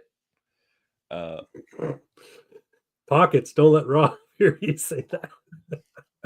Don't let Rob Liefeld hear you say that. I'll give you a bunch of fucking pockets. It reminds me of you're probably too young to remember this. There was a show called Parker Lewis Can't Lose. Do you remember that show? Oh, I yes, and then they used to synchronize their watches, and one time when they went to do the really cool thing on Yeah, screen, yeah. smashed his pinky and broke it, and he couldn't do whatever he needed to do for that episode. I remember one of his friends had an overcoat that had a pocket dimension. He could pull anything out of his fucking overcoat. He always pulled it out, like he pull a fucking an overhead projector out of his overcoat. Oh, Yeah, they beat me to it then, yeah. Or maybe that's where I got it. maybe. Yeah, you never know. But no, so I think four color concepts, it needs some fleshing out, and it needs a more professional looking character sheet. But No, no, no, no. Your character sheet is the key to this. It is clean and pretty. I like And I like the style of the character sheet. I just think it needs to look a little bit more nice. That's all. And the idea is there's going to be multiple designs of character sheet. So the one I shared you there, Pox, is the heroic male. So there's going to be a heroic female character sheet. There'll be a big brick like Hulk type figure character sheet, and then I'll probably do a big muscle bound, big Barda kind of female character sheet as well. Mhm. Then I'll do some adolescents. So if you want to play like a teen hero, like a Robin type sidekick type character, you can do that too. I'll do one for a female and a male, Teen Titan type of shit. yeah, but that's just like aesthetic. Mhm. I think the format is great, Yeah, and we've talked about crunch before, and we touched on this before we went live here. That yeah, this is a great way to like it's oversimplified for my taste, but I think it's a great way to introduce new players to the concept, right? Keep it really simple. Four color is a great way to do this because it's not a complex world. The world is four color. It's not. It's black no, and white. no, There are good guys who with powers, right, and there are bad guys. Go. It you don't need all the skills and all the different no, like little details that come with something like Elf Camino. And we right, had that argument at length, and we're you're still yeah, yeah, working on it, trying to keep it as rules light as possible, but also give it giving a it enough little bit of meat. complexity. Yeah, a Yeah, little meat, little crunch. Um, there's a game like so. I like playing a tabletop RPG called Mutants and Masterminds, which is a superhero RPG. Did you ever play it? no, it sounds familiar though. It was the big one. It was put out by Green Ronin Publishing. It was the default superhero game for the longest time. It probably still is when you think about it. But it is an incredibly complex system for making characters. It's a lot of math. You build your characters from PowerPoints. Everything has a point cost, and they go up. They go up by multiples depending on the power rank and all that sort of stuff. So it can be very complex in building your characters. Now the cool thing Sure. is it has every power you could possibly think Yeah. of from any. So you can make any character, and it has quantifiable stats for that character. It's just the process of making the character. Yeah. I prefer something where it's like That's riffs, right? he, Like it yeah, like he can yeah. he can fly at supersonic speeds. Why do I need a number for that? You know what I mean? Like if you're playing the game and you want to know what the speed of sound is in this particular elevation, we can look into that. But suffice it to say, what is it you want to do? Well, I want to chase that MiG jet before it crosses over the border into Russia. Okay, you can fly Good at luck. supersonic speeds. Give me No, a no, no. roll. Give me a roll, and you catch it.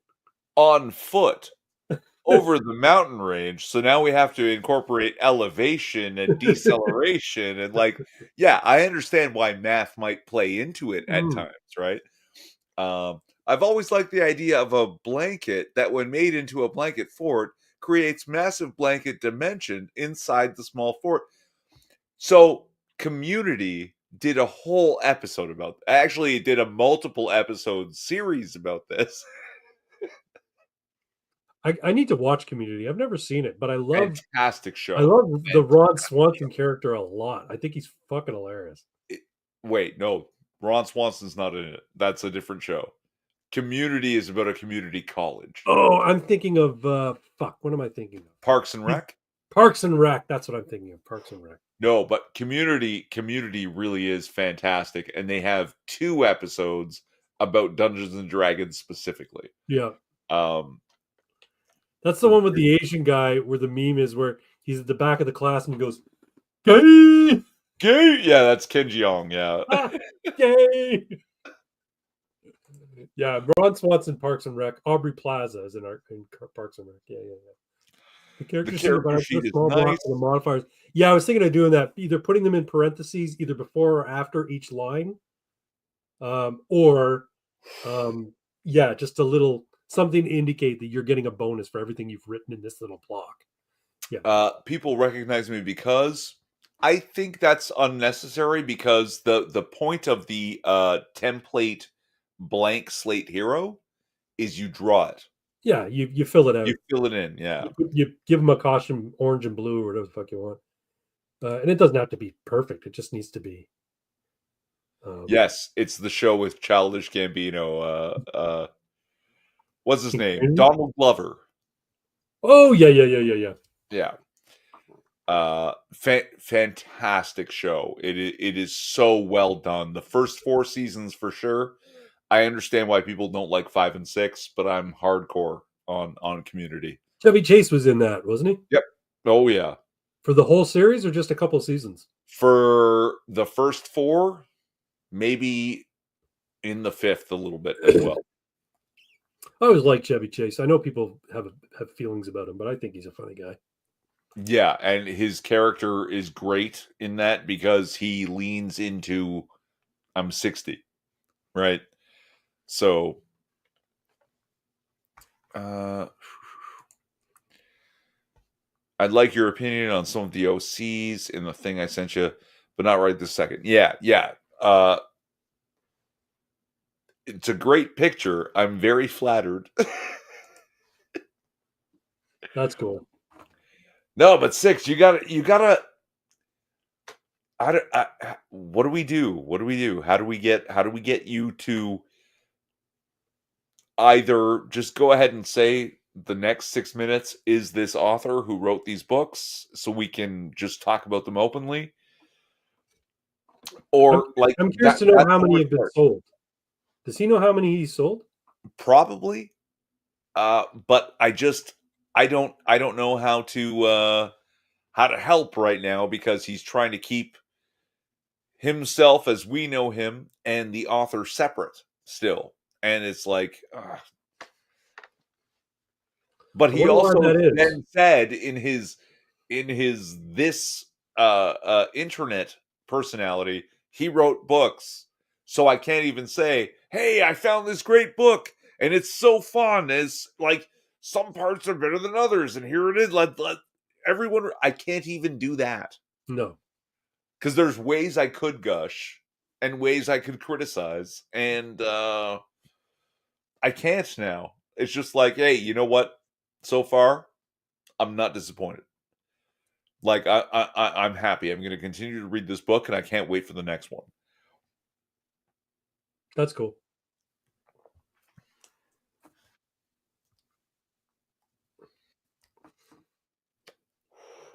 And it looks like we're going to end up doing 2 hours anyway, so it's not going to be a short show, you know. Well, yeah, but if we end it right at 2 hours, then that's probably better, right? Is Yeah, this because I you're think. tired or because you got shit to do tomorrow morning? No, I'm tired. Long weekends are long. They're not relaxing.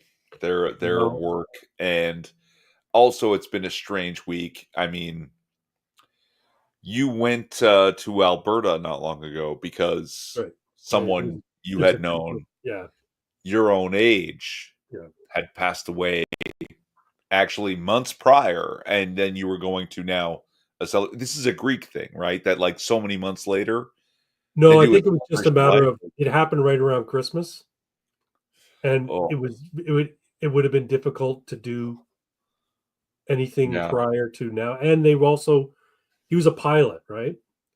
So they made arrangements to do it in the hangar at the airline where he worked. Wow. They did a big thing. They named a plane after him. They called it the Spirit of John Kaminko.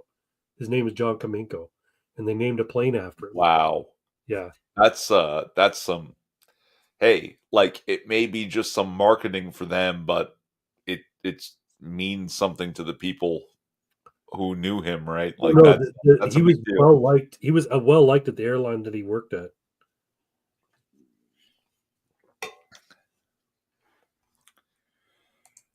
And like condolences offer six, I imagine to both of us here. I mean, you knew that guy. You knew him well. He's the husband of your wife's good friend, right? So Yeah, you knew so them a long that's right. time. Yeah, we knew him quite well. His yeah, his wife was Melina's oldest friend. They've known each other since like grade school kind of thing.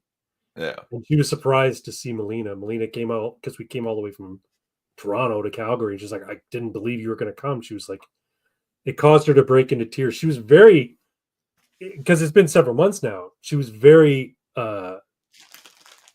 animated, very good spirits, that kind of stuff. And then she saw Melina and she started crying. So Yeah, isn't that the strangest way? Like yeah, I know, right? my sister got married in January, Hmm. and my cousin married a guy I went to school with, and I knew him for a while. Like we've all known each other. And my dad passed away about is that 13, 14 years ago now. And I guess my cousin's husband that I knew from grade school didn't think anything of it. And during the ceremony, you know, bridesmaids, groomsmen go up to the front or whatever, and then oh, they didn't actually play Here Comes the Bride, but here comes my younger sister. And who's giving her away? Me. And this guy burst into tears because he knew my dad. He knew my dad a Oh, long time from grade school, basically, like from high school. Married to right. my cousin all this time. And it didn't occur to him who would give her away. And when he saw it was me, right? He was like, "Oh no." And for the rest of the night, he was just crying. The poor bastard, so sentimental, loved my dad so much. So yeah, I get it. I understand how that can like, oh, everything's great, and then it's not a sadness. It's like a sort of a happiness that leads you Mhm. into this crying jag that the Newfies call it, the crying jag. Yeah, you're just stuck. Speaking speaking of newfies, the wife and I are celebrating 25 years of marriage coming June, and the plan is we're going to go out Congratulations. to Newfoundland for a week. Have you ever been to Newfoundland? I've not actually, and Neither have I. I yeah, really want to go. And her concern is like, well, what are we going to do there for a week? I'm like, there's lots to do for a week. Like we went to Nova Scotia for my birthday a few years back for a week. Was it a week? Yeah, we went for a whole week, and we were kind of bored because we had our hotel room in Nova Scotia, and we did a few day trips out and around the province. But the days where we didn't have anything planned, we were in Nova Scotia. Okay, well, we've been here a while now, but no, it was great. And but her concern is, well, Newfoundland's even smaller. I'm like, I don't think it is, and Newfoundland is enormous. it's big, Like, and yeah, no, it's got so much history. Like it's only got one big city, right? St. John's. I guess it's got two, but St. John's is the big one. And outside of St. John's, it's all very rural. And I said, yeah, but there's like There's like the Viking settlement Yeah. historical site. There's lots of shit to do. Just the nature of the place like is beautiful. I wouldn't mind going to Newfoundland. Yeah, No, you wouldn't. Okay. So again, I have Newfie family. me too. Um, they Newfoundland is enormous. Hmm. Pox once tried to recruit me to help some guy in Ontario. He's like, I got a buddy. Maybe you can help him. Can you drive out and maybe with his computer or something? Uh, and I was Where like, is I he? don't know. Maybe let me. Right? Where is he? Yeah, he's in Sudbury. Sudbury. It's like That's like a 9 to 10 hour round trip. My God, what? How big is Ontario? bigger than It's the Texas. size of Texas. It's larger than Texas by Like, landmass. Yeah. yeah, we're and Newfoundland, the Rock, Mhm. that what we think of the little sparsely populated island is 13 hours coast to Mhm. coast Yeah, it's on big. this, and we call it the Rock because it's literally one rock. Yeah, floating That's in the the water. Not floating. crust of the earth Yeah. shoved up out of the ocean. Mhm. It is there are places on the beach. Forget the cities, forget the history and the Vikings. Mhm. Just walk the beach and find rock formations because those rock formations are a billion years old That's and like they are Appalachia. filled with fossils Oh yeah. from the Precambrian explosion. And you will see animals carved in the stone that don't exist anymore. Right. And it's just wild what that place really is. Like, oh man, because one of the things that I like to ask people, what's your favorite dinosaur? You will see the hardest motherfucker who's never smiled in your whole history with him suddenly turn into a joyous child when confronted with this question and be like, what's my favorite dinosaur? Raptors, Tyrannosaur. Actually, I really like Triceratops. Triceratops is like 30% of the answer. It's probably the single most popular dinosaur to this day. Cool dinosaur, man. It's a cool Yeah. dinosaur. Not like But that. Not like that. Not like that fag Stegosaurus. What the hell's he doing? fuck you. Go fuck yourself. Fuck off and die.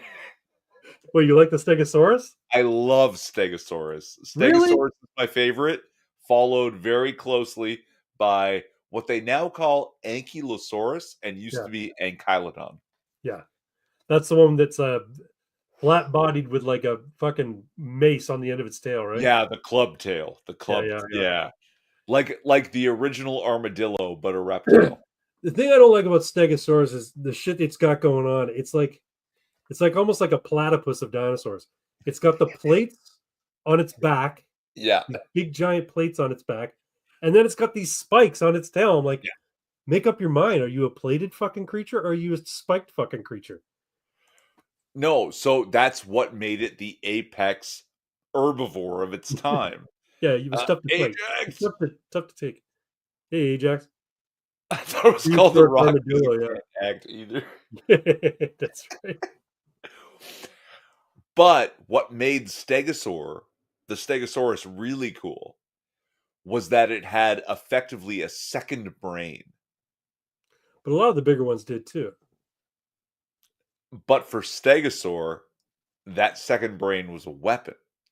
Yes, they needed the huge ganglion of nerves where their spine turned into their tail Hmm. to help as a relay system. But for Stegosaur, with all its armor and the spiked tail, if something got on its tail before the signal reached its head and it actually knew what was happening, the tail could effectively act and react independently and strike before it knew what was going on. Because, again, their brains are very small. Like, we're talking about the size of a walnut. Yeah, yeah, So, a ganglion the size of a grape right at the base of their spine was a second brain. yeah. And it could almost work, yeah. independently and have its own reactions without the awareness of the greater creature. It was very cool. It's a very cool concept. And yeah, with those plates and the spike tail, that was a just the herd beast. Yeah. What was the one that was like it had like it was like a hitchhiker type dinosaur. It had big fucking spikes for thumbs. Iguanodon. Iguanodon. Yeah, they called it iguanodon because it looked kind of like an iguana, but like But 4 it's meters. bipedal, right? Yes, yeah. Yeah, but and instead of having like opposable thumbs, it instead looked like it was constantly hitchhiking because it had these big fucking spikes Yeah, on the tops of so its hand. it's an herbivore, but it has those for defense, Yeah, right? An herbivoric theropod. yeah, Yeah. yeah. Dinosaurs are cool. You hear Yeah. about the whole dire wolf thing? How they're That they cloned it. reincarnating the Yeah. dire, or they're cloning the dire wolf, but they're not really cloning the dire wolf. They've got dire wolf DNA, in a regular wolf But they made pups. specimen. Yes. Yeah, Yeah. they made pups using part of dire wolf DNA. That's pretty neat. Yeah. Jurassic Park was a not a blueprint. It was a No, warning. that's right. Well, they want to do mammoths too, eh? They want Why? to. Well, I don't know. Bring them back. I don't know. No, I mean, look, this planet has had so many ice ages. Like, what's really funny is the ice ages have not been mass extinction events. No, It's the after ice ages that have been mass extinction events. the Great Floods. Yeah. And we've already suffered the end of an ice age, and now we're warming up. Hmm. And these people are fucking psychotic, going, "Oh my god, global warming." Yes, this is wonderful. This is great. This is the boon time of life. 90% of 4.5 billion years, Hmm. it has been too warm to form ice at all. Oh, the polar ice caps are melting. Good. We'll grow oranges in fucking Cochrane, Ontario. We'll grow oranges on Antarctica. Let's fucking do it. Yeah, Well, we're literally in the process of getting back to normal. yeah. And if you look over human history, every time we're in a warming period, empires expand, human population increases dramatically, production increases, everything gets better. When we have a single century, and this is compared to human history, not even compared to geology and like the prehistoric epochs, a single century of cooling ruins humanity. It destroys us. Like we lose a third of the population because we were a little bit colder for 100 years. It's Well, terrible. but the time that we were a little bit colder for 100 years was we were largely agrarian. We were pre-industrial. We didn't have penicillin yet, so it was very easy. People were already dying at a very young age. So Yeah. losing that amount of the population was bound to fucking happen. If we were to go into another ice age again, many more of us would survive. Yeah. Yeah. Oh, instead of 20% of us would survive, 60 to 65% of us would survive. Exactly, because we This have is other not ways. good numbers. No, but These are still, not good no. But numbers. I'm just saying, we, short of some catastrophic event from space, or the willful destruction, self-destruction of ourselves, I think the human race is pretty well protected from extinction at this point. I Uh, don't think we're going to die off. And if we get to Mars, then it's, that's what I'm saying. Barring any event, a catastrophic event like a full-scale thermonuclear war. Um, Thermonuclear war is nothing compared to what what our galaxy and our planet can do That's to what I'm us. saying. I'm saying This if is we the willfully decide to destroy ourselves, or something from space were to hit us and destroy all life on the planet, those are the only two instances where I think the race is in danger. yeah. I think we're at a point now where we could probably enough of us would be able to weather any sort of environmental issue that the human race could thrive again. The problem is, who is it that's going to thrive? The scumbag elites who all want us eating bugs and living in pods. They're going to survive because they have money and they have the wherewithal. No. No. No. No. No. That's nonsense. No, they will. They'll be the ones put in the fucking bunkers. They're the ones who are going to get to the bunkers. They're We're the not ones going to who get to are the going to end bunkers. up eating bugs in bunkers, while the rest of us adapt and yeah, eat mutants on the surface. Right? We'll be fine. The Cronenberg. They'll be dirty, inbred, sickly, poorly motherfuckers. Right? But this idea that, oh my god, as the planet warms and the ice caps melt away, we're all gonna, it's like, no, we're not all gonna die. We went in my lifetime from 3.5 billion population on the planet Mm-hmm. to 8 billion because the planet is getting warmer. It's Mm-hmm. getting back to where it is normally at. Mm-hmm. That's why we've expanded the way we have. And again, you're right. Without some sort of catastrophic cosmic event, we're going to continue. You know, this is why I love dinosaurs. 150 plus million years of stability meant that you could have predators bigger than a house thriving. We have, oh, I'm like 230 pounds. I'm a little overweight. You're literally the megafauna on the planet, you dumb asshole. I think I think giraffes are technically megafauna. Yeah. Giraffes, moose, whales, and the top 25% by weight are the megafauna. Mm-hmm. That includes humans. Oh yeah, Most animals are tiny.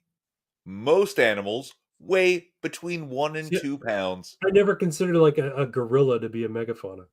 Yeah. Oh, it's megafauna. Oh, Hmm. yeah. When I think megafauna, I think mastodon. I think fucking giant sloth. Because You know. that's how we read about them and learn about them. But when Mhm. you measure the current megafauna, right? What are the largest animals? What are the volumes of them? What are the numbers? Right? Yeah, whales. Well, 25% of all biomass on Earth, if you take all the plants, all the animals, people, fish, 25% of all the weight is ants. Hmm. We're megafauna. Interesting. Yeah. Isn't that fucked up? That's pretty cool. Whales are the largest animals to have ever lived, right? That's where we are, My right? megafauna ass wants a mega McRib sandwich. Is But McRib that back in Texas? right, we look back at the dinosaurs and be like, "Oh, these dinosaurs were enormous. They're so huge, land animals walking around." Whales are bigger than any animal that's ever lived. Yeah, sure, but whales live in water, right? Sure.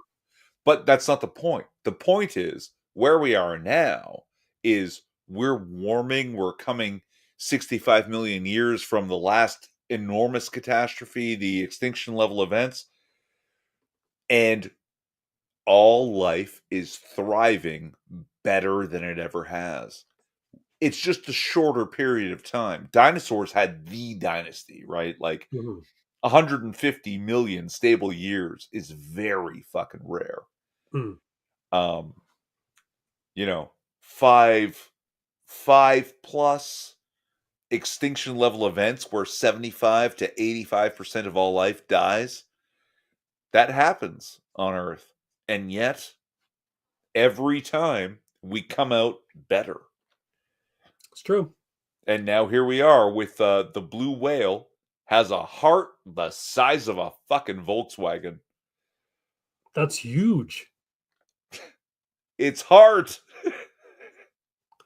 Wow, Just that's a a big heart. heart. And we're about to go to Mars and colonize that place. So Yeah. I think once that happens, I think technological and human development will sort of it'll advance to like, warp speed kind of thing. Once we work out the kinks of getting to another planet, then it's just a matter of the math to work out the kinks to get to another solar system. Yeah. I mean, without pushing light speed travel, you're talking about cryogenesis, right? Did you hear the Trump announcement? There's all these people talking about it on YouTube. Apparently, Trump made an announcement at some sort of presser that alluded to the United States having. Well, first he said, "We have weapons you can't possibly understand. Like they're incredible. Like they're so powerful." And then somebody was talking about the United States has technology that can manipulate time and space. Apparently, we've got weapons that can manipulate time and space. Okay. So there's a lot to unpack there. So, did you hear this story though? I did not, but I don't need to unpack the concepts Okay. because I've always been a stupid nerd, and I've been like, okay, on my 16th birthday, I received two gifts. One was Darwin's Origin, and the other was Hawking's Brief History. Mm-hmm. That's the kind of person I am. I see So one I of them know. behind you right now. You've also got one called Evil Plans. What the fuck's that all One about? book, You got Evil Plans, twin? always, according to the leftists. But I also had this weird physics series, like 20 episodes of what's cool about physics and the history of time, Mm-hmm. where there was this concept that older scientists are always wrong and younger scientists are always right. Okay. So, as an older scientist, I include myself in that community. I think time travel is nonsense. Can't be done. Okay. But we're always wrong. So the younger scientists who are saying time travel is actually kind of possible, right? We can view time, and we do. That's actually what's really cool is we look in the sky. You're looking into the past, Mm-hmm. hundreds, millions of years, sometimes billions, Mm-hmm. right? That's how we determine the age of the universe as we think it is I can see so many billions of years, trillions of years into the past, right? Mm-hmm. So can we travel through time? My instinct is no. But some of the younger people are coming up and saying, yes, we can. We can do it. It doesn't defy what we know as the laws of physics. So maybe I'm wrong. I think humans,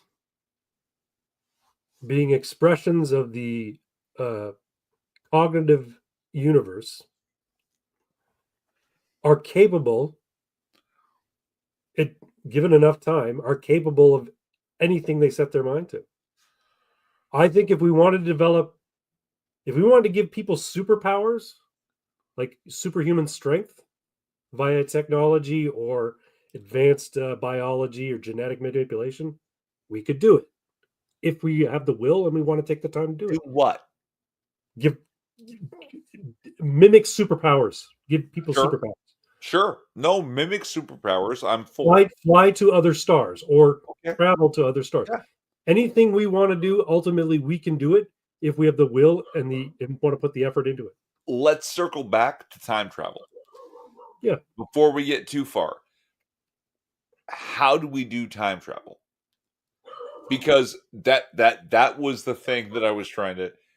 I don't think time travel is possible. I I really do. don't. I'm unconvinced. Because I don't think it's actually what we think it is. I think it's part of our process, and we want it to be something physical, the way that we talk about three dimensions and physical existence, that we want time to be a ladder or a series of lattices that we can climb. I think that's nonsense. The next 6 minutes made a good comment here. I just ordered the book, The Cognitive Theoretical Model of the Universe, A New Kind of Reality Theory by Christopher Michael Langan. Oh yeah, Yeah, that's your guy. Yeah, yeah. I'm cottoning on to this notion that he has put out there. It sort of aligns with my whole logos pseudos dichotomy of a thinking narrative force of the universe, and it also um, it also confirms the notion of a deity, a god, one that we are created in its image, but is completely unknowable to us because it is so far above us. sure.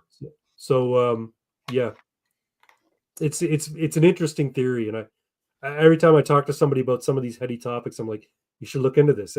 I'm very interested in it. I think it's kind of cool, and that's why I think when I say being an expressive of the thinking universe, anything we want to set our mind to doing, we can do, including traveling through time. There was a documentary on Discovery a while back about a guy who came up with the theory of how to, at the very least, send messages back through time. And the notion was that if you can take a photon and you can reverse the spin of the photon, it will blink out of existence and go backwards. And if you could somehow control the speed at which it, or the rate at which it spins in reverse, and where Sure. it's going to end up from you doing this, then you could encode a message of ones and zeros using photons and send a message back in time. And the notion would be proven when the machine gets invented and you turn the machine on, you'll know it works if you get a message because it means somebody in the future sent a message back in time. Right. Black hole weapons. Yeah, those two, yeah. Or wormhole Okay. weapons. Yeah. Here's the problem. Either this is not possible or it's already happening. Because if you're right, I think what's necessary to make that correct is that time is in fact non-existent. Everything is static. The whole of the universe, the determinists are correct, Mm-hmm. is in fact one long series of still images. And we discovered time travel at X still image and started time traveling back into the past. So all of our old images are already time travel images. If we had that, time comes apart But because we but were don't always don't we changing. kind of have that already? No. You and I are recording this video right now, but if I watch it tomorrow at 9 a.m., I'm watching I'm watching the past. I'm viewing the past, right? That is not at all the same as looking deeper into the universe and seeing light from 7 million years ago. That's not the same thing at all. But here's the problem is the paradox of I go back in time and change something. You can't. Or you can and then you can't, right? So, Craig, you and I are friends. Right. And one day we're standing at the crosswalk or a traffic light, and you think it's safe and step out and get hit by a bus. Hmm. I spend the next 50 years working on time travel because I need to save my friend. I develop the concept, create a machine that travels me back in time, and I grab you and pull you from the bus, and your life is saved. And now, the person standing next to you doesn't spend 50 years solving this problem, traveling back in time, and saving you from the bus, so you step out in front of the bus and die. I It's know not. you're talking about the paradox, but Yeah, so think about it this way: if you go back in time and you change the past, you can't change the future by going back and changing the past, because going into the past is part of your future. You're in the present when you go in the past. So if you go back there, yeah, right, and you pull me out so I don't get hit by the bus, there's you from the future and you sure. in that present Yeah, standing next to me, right, and you from the past doesn't automatically blink out of existence because he never went in the future and created the time travel, and the person from the future doesn't blink out of existence because the time travel device was never created. That is time now. That is the history of events. The history of events is I died, you spent your life creating time travel, you went back in time to stop me from dying, right, and I continue to live. That is one long line of events.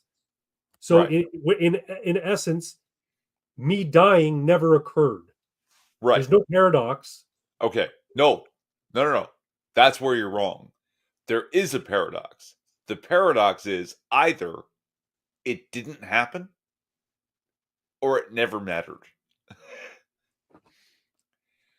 Well, obviously it did matter because you wouldn't be creating time travel if Right. not for me dying. And if you don't die, it doesn't matter, and I don't do it. And if you do die, it does matter, and I do it, or it's Fox not says, possible. Fox says look up Project Looking Glass. I think that wasn't that a government program about time travel? Or no, that was about remote viewing. Um, Remote viewing might be a little different. Um, because we do that every time we turn our eyes skyward. right. All of those stars that we see are so far away, we're literally looking into the past. So that's possible. Looking into the past, can you bend the light and get a glimpse? Yes, you always do by default. Hmm. But can you travel that arc fast enough to make a difference? If you could, it wouldn't matter. And so you can't. Um, Like, this is what's really cool is the technicals and the physicals start to fail at the ideals, mhm. right? If you could, you couldn't. Well, So you this can. comes to the point of the guy who said he created. Okay, so let's take the premise of the scientist says I'm going to create a machine that spins photons backwards so that I can send a message back into the past. That's a way heavier fucking. That's like Superman flying around the planet and Right, spinning it in reverse. wrong. I know, but no, Yeah. this was his notion. If you could spin a photon backwards, it would cease to be. It would cease to be at this point in time. However, it would go back in time. So his notion was create a machine using reverse spin note photons, send a message back in time to the moment when that machine gets built. Right, and once the machine gets built and turned on, you'll know it worked if a message appears because that's what's going to happen. You're talking about Bill and Ted, right? No, you really are. Remember the Because car keys. Yes. no, yeah. This Oh, was, and then my buddy said, okay, but um what happens if you uh destroy the machine before you can turn it on, or destroy the machine before uh, you get confirmation that the message got sent back. So I know that it was a two-part. So you send the message back in time. The person who gets the message in the past sends a message received, and it comes back to you in the future. This was the notion, right? He says, but Steins Gate. what happens if after you get the Great message you cartoon. break the machine? Uh, and the answer was, well, that couldn't happen because you received the message in the future. Yeah, but what if you break the machine before you can send a message in the future? Well, if the message is received in the future, you didn't break the machine, meaning the universe will prevent you from creating a paradox. The universe can't allow paradoxes. There you are. Yep, you got it. Yeah. That's the page I'm on. And it will actually prevent you from creating the concept of time travel even through messages. You might be able to perceive, you might have the way we look into the sky and see the past. You might be able to see weirder parts of the past, more distant parts of the past, Hmm. but the idea that you could travel there, send a message, or change events seems very unlikely. Like that basically, if you could travel, you would change the events into the events that actually already happened. Well, You would just be part of the events that have already occurred. I like the idea of. Did you ever see Time Cop? Yes. So in Time Cop, people could travel back in time, but no further than the moment the time travel was created, because until it gets created, you can't travel back there. They So had that yeah, yeah, and you can't travel to the future because it hasn't happened yet. So sure. Time Cop, basically every year that passed became another year in which time travel would be possible.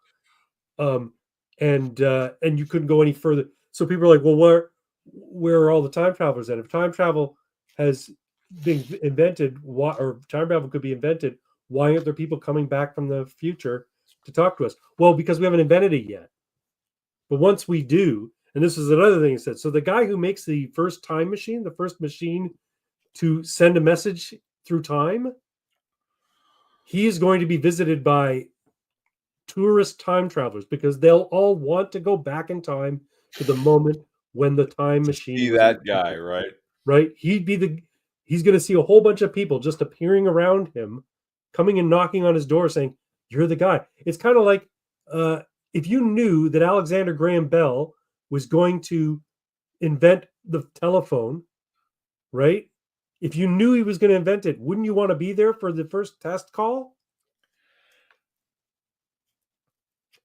So, yeah, Six says he solved it for at least for the what do you call that? Suspension of disbelief. you're right. I I'll be happy to discover it.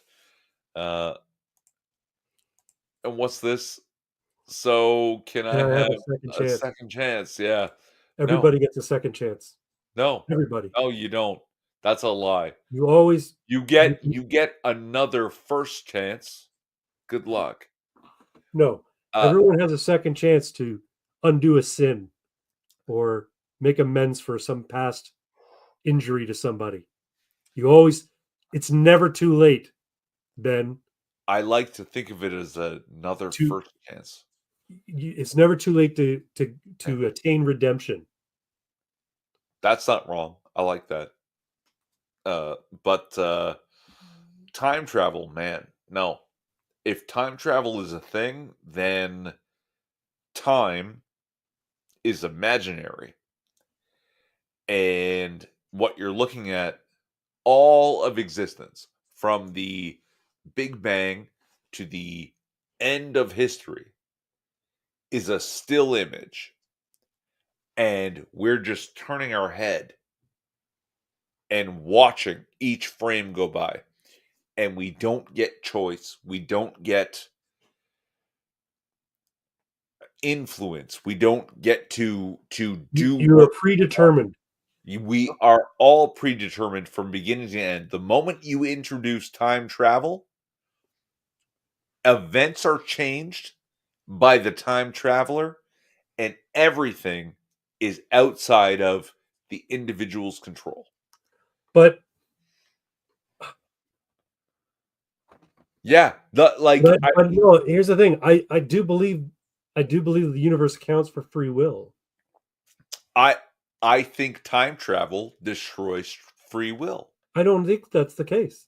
Yep, I think if anything, it 100% might it is. upend some things, but I don't think it destroys free will. I, 100% it does. I don't It understand how it that's the has case. to. It has to, because if you can travel along the changes of history for an entire universe Right. and determine those outcomes, then an individual who is alive on a planet But has no choice but to suffer the consequences of someone else who is manipulating their time. I don't think that's the case though. I think what happens is if you can travel through time and you make changes in time, first off, the universe doesn't allow for paradoxes, so there won't be any paradoxes. But second, Wrong.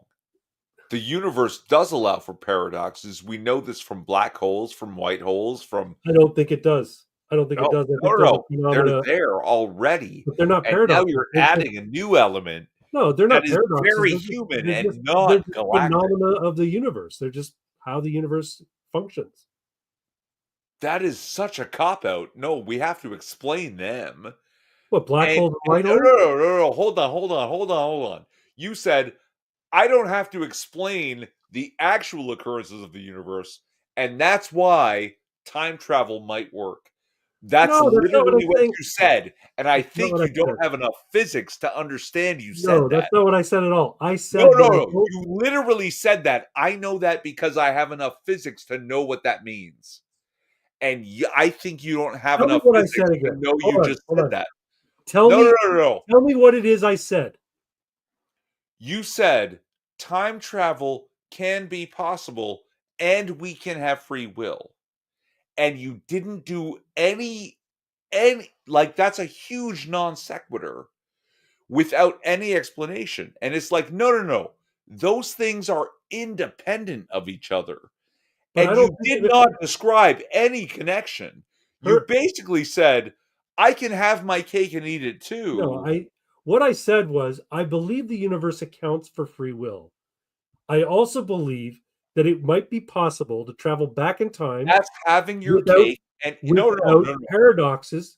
But okay, but you have not established to me why it is that you can't have free will in time travel. You've said things, but you haven't proven to me. Because if I have free will, Yes, you can't go back into my history yeah, and kill my mother before I'm born, right. Because the universe doesn't work preventing my free will from occurring. So because you no, no, no, no, no, no, no, no, no. You now have a huge job here. This is a massive, massive flaw in everything you just suggested. no, what I'm saying. These two things are hugely disconnected, and your non sequitur has been exposed Okay, as I cannot have free will if you can kill my mother before I'm born. These things are independent factors that you have not connected. okay. Let's break that down a little bit. So you're saying that if I kill your mother before you're born, you're never born. Therefore, there's a paradox. Hence, paradox. Therefore, I do not have free will. I exist now. You know who I am. Right, I have other people who admit me. If right. you can travel backwards in time and kill my mother, you have violated your own rules. You Okay. have you have not connected these concepts. What I'm saying is, if you are integral to, or the classic example, I travel back in time and kill my own grandfather, preventing me from being born, so that I cannot go back in time. What I believe is that for time travel to be true, paradoxes cannot exist. And what I would say there is that the universe must function in such a way so that paradoxes cannot happen. I don't know how that works, but I would say that in order for time travel to be true, there cannot be paradoxes. And the only way there cannot be paradoxes is through some mechanism that I don't understand. Meaning, it would not be possible for me to go back and kill my grandfather before I'm born.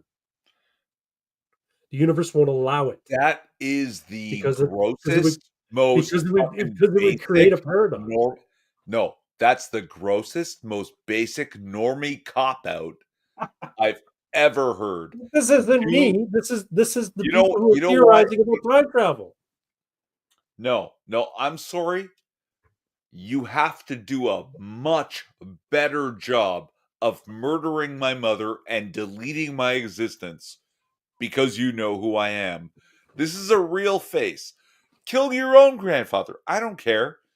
But eliminate my existence. Now we have issue. Right? But No, no, no.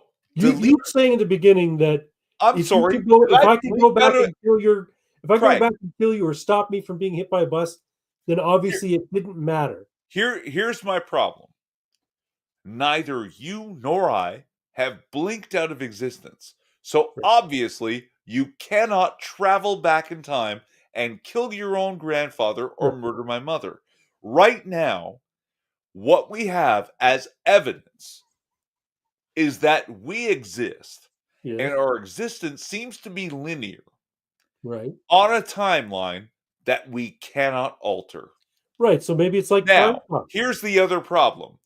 If you could go, if we both realized, oh my God, we can travel back in time, murder your grandfather and my mother, we stop doing anything. There is no reason for either of us. You know why? Because some other asshole 200 years from now is going to go back and drop a nuke on wherever, and neither of us ever exist. There is no point. Right. There is no point to doing anything if time travel is possible, because time has to move forward without interruption for us to continue to exist. I agree. However, what if it's like time cop? You can't travel back any further than the point that time travel was created. So if we're still in existence, no, we haven't blinked out of existence yet. It's because time travel hasn't been created yet. But once time travel does get created, then every point in time, from the time it gets created going forward, becomes an open book that anybody can move through and to. Time ceases to exist once time travel gets created. And I think if time ceases to exist, so do we. We might, And you know what? You're right. We might become something completely different. what time is static, says Pox. Uh No, elastic. It says your face with oh time is elastic. no, I don't no, oh, that's again feels like a cop out. I'm not going to time travel to kill Herb, I promise.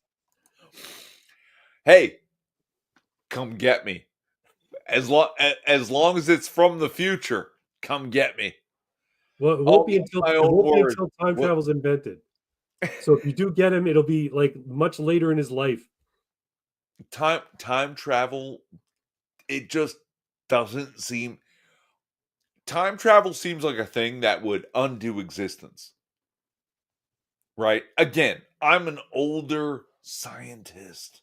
I think it would undo existence insofar as existence as we know it. No, I think no. once time travel is created, existence as we know it ceases to resemble what we understand. This is what's crazy is time travel does exist in the way it can exist in that we can look into the past, right? If you were 70 million light years away from Earth and you could look at Earth with a huge telescope,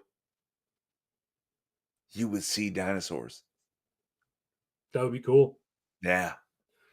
Stegosaurus, And that iguanodon, I all of them. think is the extent of the concept of time travel.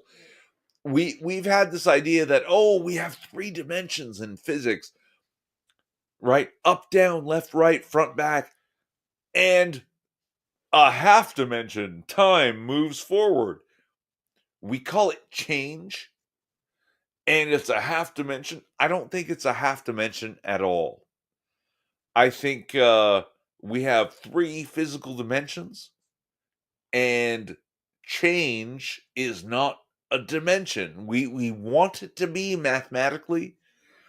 We want to look at the math and go, that means we can travel back. No, I don't think we can.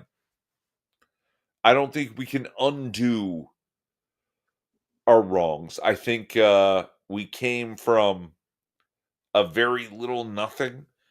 In the beginning was the word, and now the word has evolved through whatever physicality we have, and we can now examine it, right? It's the universe, Carl Sagan's waking up, right? And experiencing itself. Can we go back and undo that? No. No. No. I think it's more substantial than that. There's no undoing it. That's the problem with time travel, is we want to undo things. We want to not regret our actions. We want to do better than we did at our first chance. No, your first chance is your last chance, and you can do better next time. Suffer your consequences. This is what we are. Time So, travel, I think, is a myth. so in summation, we shouldn't bring back the mastodon. Hey, it's forward progress. I might disagree in principle, but if that's where we're going, that's what we're doing. Personally, I think if we're gonna work with CRISPR and do gene modification, I prefer the super strength or the bulletproof skin. You know what? Give me some fucking rhino genes and give me I'm, bulletproof skin. I'm with you on that. You know, Also, they want to bring direwolves and mammoths. Hey, we got cool zoos. that's it. But zoos are not great in my opinion. But They're not. You're right. I'd much rather a nature preserve than a zoo. Yeah. Anyway, folks, we're coming up on 2.5 hours. This is supposed to be a I short one know. tonight. It's supposed to be a short stream. It's Good because you job. got Thank drunk. you You for got drunk dragging and me going out to talk about time travel. Yeah. Yeah. Look, 2.5 hours out of 1 hour. That's time travel right there. There you go. Like Well, like Pac says, time's elastic. Didn't feel like 2.5 hours. it did not, and we'll call it still. There you go. And thank you everyone for sticking it out with us. And links in the description to Craig's channel. Follow him if you haven't, and No we'll no see you ammunition next next week. week. I'll be in Las Vegas next week, so no ammunition. Oh, maybe I'll run one. We'll see. There you go. But There you go. still, follow along. We trade weekends, Mhm. and yeah, we'll Where we're see going, you we soon. don't need time. Good night, everyone. Thanks for coming. So long. Hail Sigmar.